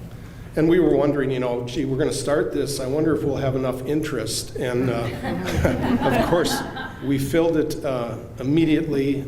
Even currently now, we have a waiting list that's probably twice as many children as that we can get in there. So yeah, we had no trouble filling that from our own employees right on site. Okay, Amy, how about you? What are some of the barriers that your students face when it comes to entering the workforce? And what do those challenges look like? How do they show up for you? I'm going to take that and spin it towards when we work with, the Mojabes and the CAP LPs. CAP LP, Lakes and Prairies Community Action Partnership is in Moorhead, that Moorhead region. And when we do trainings for their clients, everything's kind of a pilot in our world. We're always evolving and always continuous improvement. So what we realized is that when we give some trainings to individuals, maybe a technical skill like CNA or welding or industrial maintenance, what we really realized from partnerships with businesses is that sometimes the skills they don't know how to be a great employee. I think Liz mentioned it also, is that, how to do a timesheet, Amy mentioned it too, the timesheet. So what we evolved is actually adding a whole week of occupational workforce readiness, which is really, I kind of call it how to be a good employee, because sometimes they don't know what they don't know. And so included in that training is some time management, emotional intelligence, effective listening, problem solving, dealing with conflict, whether it's resolving conflict or repairing conflict and trust. And one of the best things I think that comes out of that training as well is that confidence that Amy mentioned, because they come in and they don't always have that confidence. So what we also bring into the training is a strengths finder. I don't know if you're familiar with strengths finder, but it basically takes your 5 natural talents and it brings it to light. And so when someone's in an interview process, they can say, my strength is achiever. And they might not have known that before. They might have deep down, but they've never had the confidence to say it. So I think those are kind of the soft skills and the technical skills that we've been doing. And the more I talk about it, I think it's important that even business and industry understand that we could come in and do these types of trainings for your own employees. I know they're already employed, but I think all of us could use that little confidence boost and how to manage your manager and how to manage yourself and how to manage your peers.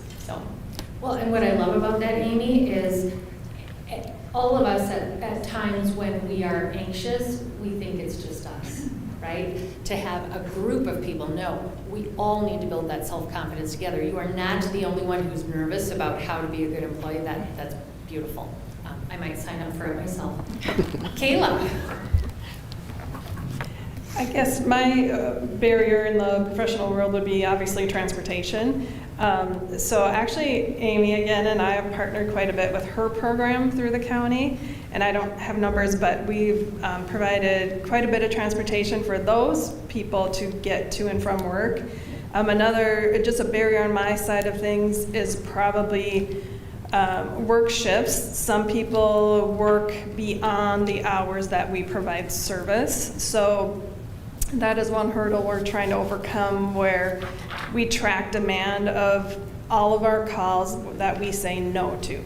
So we'll track demand, oh my goodness, and we'll look at our big, huge spreadsheet and be like, okay, we need to provide service like up till 8 o'clock at night, or whatever the case may be, or maybe on Saturdays. So we track demand for services too. So if you guys know like what our hours are, we want you to call us and say, hey, how about considering this day, this time, whatever your situation is, because we want to provide that service to help meet those transportation needs. More so, especially for everybody, but to get those people to and from work, because that's a very important part of their lives too. And Sarah. Thank you. So obviously, I'm going to take this for like a client on probation, their perspective, their struggles, their barriers that they have.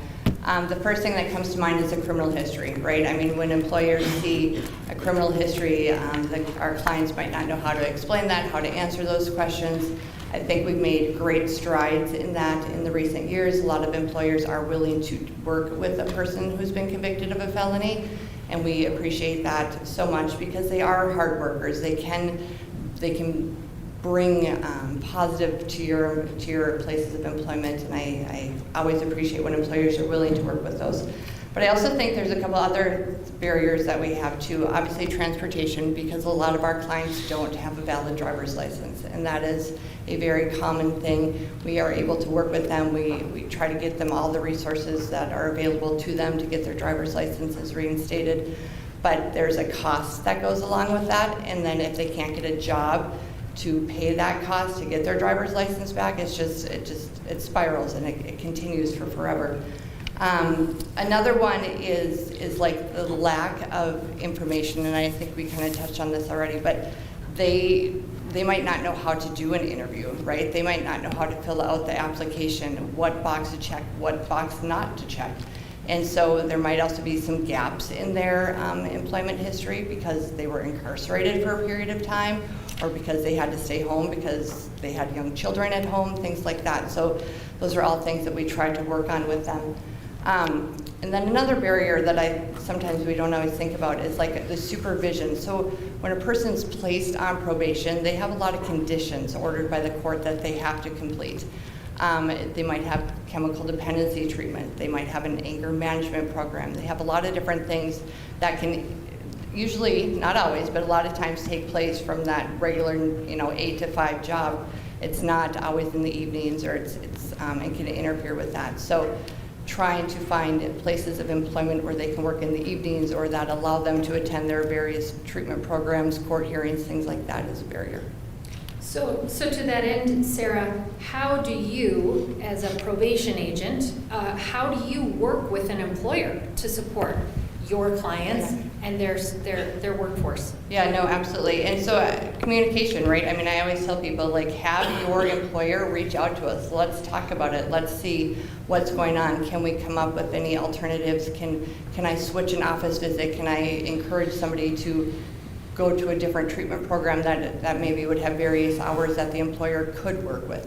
So we're all in this community together, right? We all want to be safe. We want to have our clients working, active members of the community. So communication, I think, is probably the most important thing I can think of.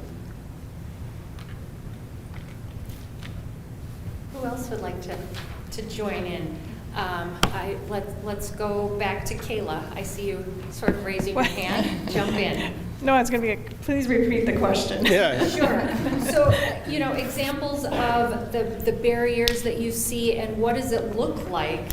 What are some examples of where you've been able to partner with an employer, where you've been able to support that employer by working directly with the employer as opposed to maybe the client in the middle? Okay, thank you. Yes, we have actually reached out to many employers asking, are we meeting your transportation needs? If you're on shift work, what are your shifts? Can we help with that? We haven't really honestly had much success with that, so I think this is a good forum to help facilitate that piece of the conversation. We also do, when we have a brand new rider, we'll send them out a packet of information, like this is exactly what you need to know how to ride the bus. If possible, I've actually taken a bus and had people just hop on it just to get them used to a bus and riding a bus and knowing how and what to do on the bus.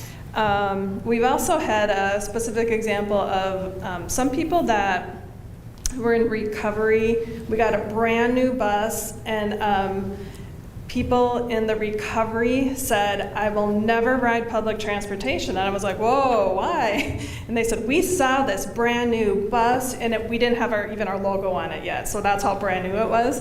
It looks like a prison bus. We just can't. Like, they were so triggered by it. I said, oh, okay, we'll take note of that, make sure we get graphics on right away and that sort of a thing. But nothing I would have crossed my mind had I not heard that. So I think communication from everybody and employers too really would help us too. Dean, I know the obvious is around childcare being the big barrier that you've solved for. What are other barriers you see at Pioneer Care and ways that as an employer you've partnered with those who might be supporting those with barriers to resolve those or solve those? Yeah, I think, transportation is huge because, we're a 24/7 type of organization, and also flexibility in relationship to the different shift work that we can offer. As an example, our daycare program out there runs from 6 in the morning until 4 because that matches our day shift. So that's something that we had to learn and figure out was going to be the best way to work through that. And then just being extremely flexible and also taking advantage of the different training opportunities and methods so that we could train our own staff and get them on site. I know the state has become a lot more flexible in relationship to the training avenues that we have for our CNAs and things like that. So taking advantage of that and understanding the tremendous amount of turnover, but the flexibility that we can have with college students and anybody else. If they can work with us for a limited time frame, we're going to take them. And so that gets into my next question, which is, where do you have those partnerships? Who are we? We've talked with Mojave today. We have talked with United Way today. What are other resources or partners in the ecosystem that you turn to, that you work with and coordinate with to make sure that your workforce can get to work? I know just one specific example is that a number of years ago at the school district, we started a CNA program as part of a class. We had M-State's involvement in relationship to getting that program off the ground.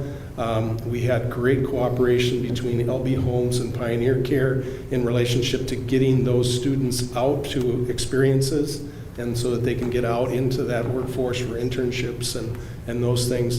And that program is still going strong today. So we're able to, all of a sudden produce, 12 to 15 each semester of new CNAs for the community.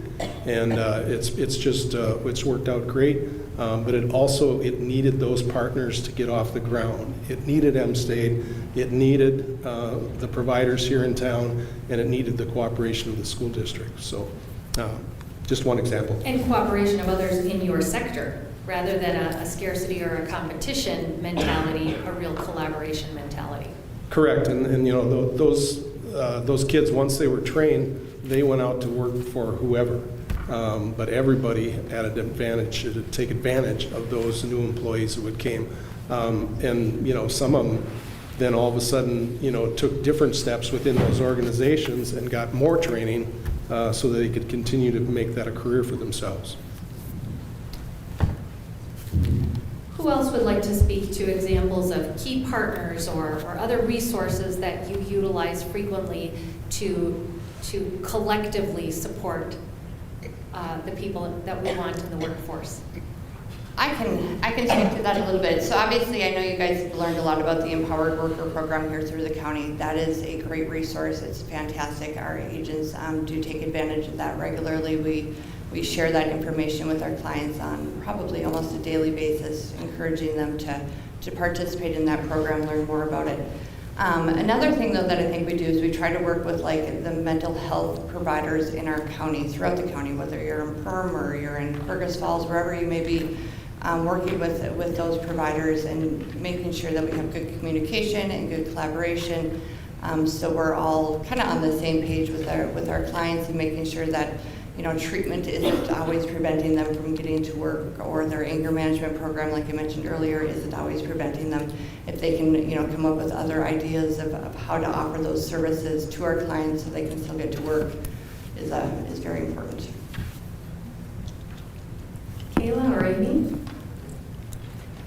Yeah, we actually partner with a lot of different businesses in town, and obviously Otter Tail County too provides some services for transportation. And a lot of businesses will call us and ask, about if we have bus passes, which we don't, but our tickets, or how they could help. So what we do is we can bill them monthly for any tickets that they want to pay for. So some people pay for, some employees, or for a lot of various reasons, but we do offer that service, and that actually has been quite successful. I think of another resource is Rural Minnesota SEP. We utilize them when individuals call and say they'd like to get a CDL, but they don't have any funding. And so we refer them to SEP, or kind of just depends where the person lives and what their career path might be. But we utilize them a lot, quite a bit, for a resource in the community. And then I want to just kind of pivot a little bit, and my role at MC is quite different than what most people would think I do. But one way that we partner with businesses is helping the leadership get some leadership training, because they're dealing with employees. I think of Mojave. They're helping people day in and day out, yet they need to think and get help for themselves and reflect on themselves. And so we do quite a bit of professional development to make sure that they look back at themselves, collaborate with their team members, and just make them a better manager to help with not only leading their employees, but also leading their clients. And so we do that quite a bit throughout a lot of organizations, from nonprofits all the way up to big organizations throughout the community. So that was just another way that we partner. And that pays off exponentially, because then you've built that deeper relationship with that organization. So when it comes to supporting students, you've got that. Yep. So to that end, let's talk about for a minute, what are some of the key attributes of a solid partnership? When you think about the partnerships that we need to build a workforce, grow a workforce, hire someone, retain someone, and we're talking about all these partnerships, what does a good partnership look like? What does it entail? Ready? All right. So I think from a probation standpoint, it's flexibility and trust. We all know that some of our clients aren't the most reliable people in this world, right? And they have a lot of barriers, and they have a lot of things going on in their personal life. But I can think of one example. So there was a client that I had who he did not have a driver's license. He had to rely on a neighbor and or family member to get him to and from work. He lived outside of town, it's kind of a long story there. But anyways, so at some point in time, he was a good worker. He was showing up, he was doing his job, he was doing a good job. But his transportation was not very reliable later on. I don't know, the person's schedule changed, whatever it may be, doesn't matter. And so he started getting to work probably 15 minutes, 30 minutes late on a regular basis. And I think if he would have just communicated with his employer, here's my situation, here's my barrier, here's what's going on, hopefully they could have worked with that. They could have been a little bit flexible. They could, have some trust knowing that he was doing his best, he was showing up when he was there, he was a good worker. So I think that's just one thing that I would mention. I love that. I love the word trust, because when we talk to a lot of businesses for leadership and professional development, we use the words trust, stability, hope, and compassion. And so if you can have that with all of the individuals that might be having some barriers, I think that's key. I don't know. That's all I got. I think for the last year now, I think I've been working with one of the best examples of partnership and collaboration in relationship to this new daycare project that we're looking at. And many people in this room have served with this group. Katie Gano and her RCCIP group kind of got this discussion started. And at Pioneer Care, we have a stable workforce right now, and selfishly, we would like to get our memory cottage back. Well, in order to do that, we were not going to get rid of our Pioneer Kids program because of the value that would have already shown. So we were looking around and trying to determine, where would be a good place to go with this childcare program. And everything was either not appropriate, too expensive, not able to be remodeled. So we got a lot of people to the table. City, county, I think everybody was there at one point or another. And finally, we came up with a solution of working with Fergus Falls Habitat for Humanity in relationship to building daycare facilities for us. We're looking to break ground next spring on a project that will build over the course of the next 3 years 3 twin homes that will house 6 independent daycare providers. And we should be able to offer some 60 to 70 new childcare slots. We will be purposely looking for providers that have probably not been in the industry or have already been out of the profession for a while so that we can add new slots to the community. And hopefully, with cooperation of governmental groups, we can keep the expenses down. We'll keep the rent at a very low level because we want these providers to be successful. And we went out into the community and talked to this with other businesses. They have been very generous with their suggestions and with their funds. And like I said before, a lot of businesses did not want to directly get involved in the daycare industry, but they were very willing to help. And we have probably raised close to 85% of the funds that we'll need to be able to build those facilities. So I guess I just point to that as just being a perfect example of everybody needed to come to the table, but everybody needed to be able to take that leap forward and actually look to get something done. And that was the attitude of the group from day one. And like I said, we'll hopefully be building in the spring. And the different businesses that we've talked to, they've all had their story.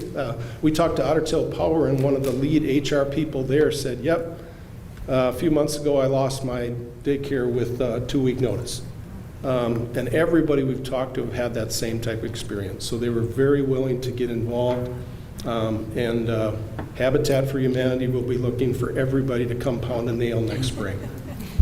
So, well, what I love about your story, it might be happening here in Fergus Falls, but the same key elements of partnership, that is scalable, replicable in any community in Otter Tail County. And certainly we have other examples outside of Fergus Falls too. Absolutely. Otter Tail City is building one right now, that they've raised funds for, and they'll have at least 2 different units over there going strong, probably sometime after the first of the year. So yes, this is something that we kind of stole the idea from Morris and their county down there, and this can be replicated. This can be done over again in other communities as well. I love it. And Kayla, the Otter Express also serves all across Otter Tail County. What do you find are some of the best or most important key elements of partnership when it comes to how you work in the community? I would agree with what everybody has said here. Trust obviously is a big thing. We need to have partnership with trust involved. I guess my other key point would be communication. In specific to my business here, it's like, I don't know what your needs are if you don't tell me, or if we don't reach out and you don't respond to us. I want to know, and I want to help you, and I want to help your employees and the general public getting to and from wherever they want to go. So I do agree with trust. I think we all said trust, and communication would be my other big key aspect. Fantastic. So before I open it up to questions, I'm going to end with a question very similar to the one we asked of the last panel. If there were one thing, a call to action, so to speak, in the next 6 months that you would offer that employers could do to reduce barriers to employment or to tap into talent that might be unseen or underutilized, what would that be? Just from putting my school hat back on again, I know that I very much enjoyed offering tours and conversations with prospective employees that you were trying to recruit. And I think businesses were very hesitant about calling the school and saying, hey, I've got this so-and-so coming to town, I know they've got school-age children, would you be willing to talk to them? And we said yes every time. So don't be hesitant about that. Go ahead and use the school if you think that'll help you in relationship to the recruitment of that employee, because frankly, we're proud of our schools and we like to talk about them. So give us a call, and those other principals across the whole county will help you with that.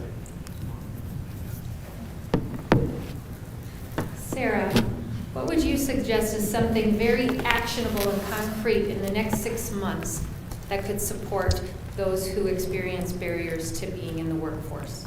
I think a few different things. I think offering internships would be fantastic. I think opening your doors for job shadows, let somebody come in and see what you offer and what kind of programs there are.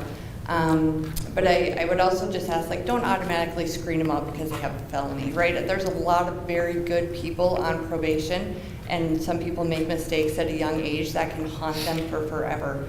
And that's hard as an agent to see that and see the struggles that they go through. So just, again, it goes back to trust, but just give them a chance, because there are a lot of really good people on probation that just make a mistake and they learn from it, they move on from it, and they want to be members of the community.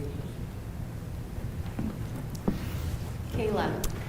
I would say, I think my theme here is communication. I've brought up this word a few times already. So I think communication just, and I'm really being honest, I want you to reach out to me, send us an email, call, whatever. We want to meet your needs.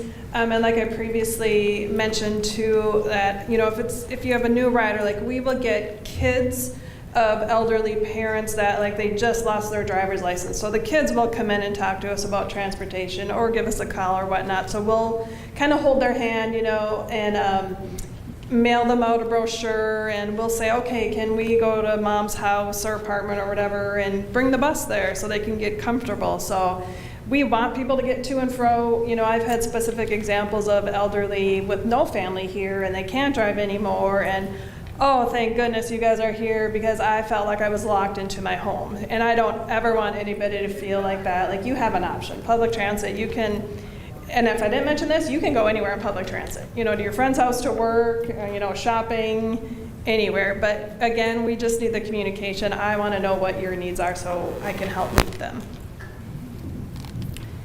And I think about it just from my lens of working in business and industry so much, is just think about all the employees that your leadership team are dealing with and managing day to day. So take time for them and make sure that they're dealing with everything okay, and they have the tools in their toolbox to make sure that they can help those with barriers and those without.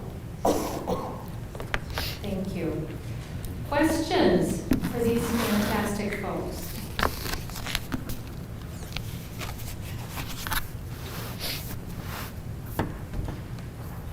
Don't be shy.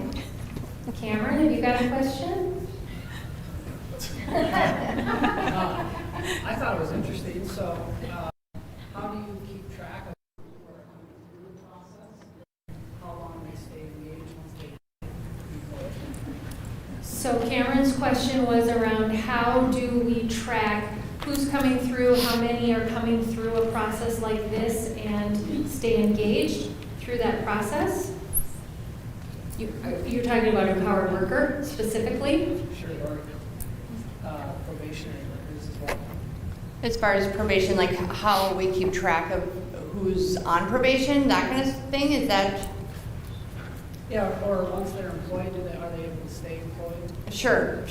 So obviously, when a person's placed on probation, we do a risk needs assessment, and that kind of determines what level of supervision they have. But I'll just give kind of a traditional example, but if they're placed on probation for kind of a medium level, they meet with an agent monthly. And so when we are meeting with them, we're verifying their employment. We're kind of going through that with them. If they're not working, we're trying to help them make a resume or do mock interviews in the office visits so they can practice those kinds of things. So it varies how often we're seeing them, but they're all seen regularly. Thank you for that question, Cameron. Others? Yes, sir. First of all, thank you all for doing this. As an employer, I'm actually kind of like mind blown with all the information I've taken in today. I did not expect this, so this is We're great. going to want to get a testimonial from you. Go on. My question is for Amy. So you had mentioned you do some basically leadership training, development. How does a person, like an employer, can you do that for any size employer? Does it need to be a large employer, and we just reach out to you directly? So I'll repeat the question for Amy around some of the leadership training that comes to employers. How does that work? Great question. I didn't want to take too much time, talking about that, but we would just meet with you. We have industry experts that do the customized training, so we would do a needs assessment with you and get an overview of what's going on in your organization, some of the opportunities and some challenges and what's going great. And we design a training program around your needs and what your desired outcomes are. And we could do it for 2 people or 22 people. And we can come on site, or we can come to M-State, or we can go to Holiday Inn, we can go anywhere you want. And that's how it goes. Yeah, it's a quick, easy process. You can probably ask about a handful. Liz, KLN, Rural Minnesota SAP, Carrie at Lundboats. I'm sorry, throwing everyone out there if you don't want to tell the world. But we're working with the Chamber right now in their Ignite program. So we do quite a bit of leadership training, and every program looks different. So what you have going on might be different than what Carly's doing with that Lundboats. So I'd love to talk to you. Thank you. All right, last call for questions. Yes. This is about transportation. So I found a little pocket on the map that there's no transportation, and if it's not medical related. And I'm wondering how I get a client from Perham to Detroit Lakes. Ooh, this is a question I'm guessing for Kayla around where we have gaps in transportation access. So Amy, did you say a medical? Well, I know if it's medical, we can use dual. But it's not medical, so I can't find, so I have to go and drive them when they live in Perham and they need to do something at the DMV and DL. Yeah, so the Otter Express does not provide that service currently. And we actually do get calls, not that specific location, but situations like that. So that is a gap in our whole wide community of that transportation service. We will be developing a volunteer driver program too, hopefully sometime into next year. Typically that is based on medical rides though, but we'll see what else I can work in there, and hopefully we can meet the needs of this. But in particular right now, I don't have a great answer for you. Sorry. See if there was something out there I was missing. But that's good county work. Yeah. Okay, other questions? Lunch, it looks like lunch is getting put out. Before we give this fantastic panel a round of applause and thank them, and then I'm going to turn over to Nick, who's going to say stay for lunch. Okay, round of applause for these fantastic.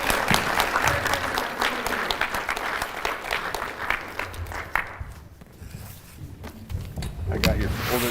Thank you, sir.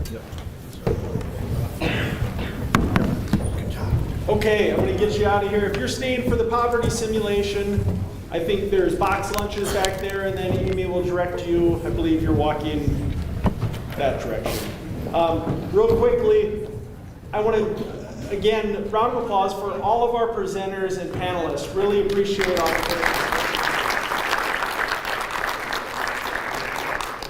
The other folks that I want to make sure we point out, Sarah does such a great job, and all of the team, I'm not going to name them because I'll forget somebody and I don't want to, but all of the team that put this together, thank you, thank you, thank you for all of the hard work to put these events together. Really great job. And then last of all of you, right? The employers, our partners, the community folks, that continue to drive and work to ensure that we grow this important workforce. As I mentioned from the beginning, it's such a critical part of our local economy. And it's all of you that show up at events like this to continue to work together that have made and have helped us be successful in Otter Tail County. So thank you very much. Two last things. If you're not already part of our quarterly workforce convenings, Sarah said there's something on the tables, but there is not. Where do they sign up for those, Sarah? Go talk to Sarah if you're not already part of those. And then there's lots of resources in the back of the room.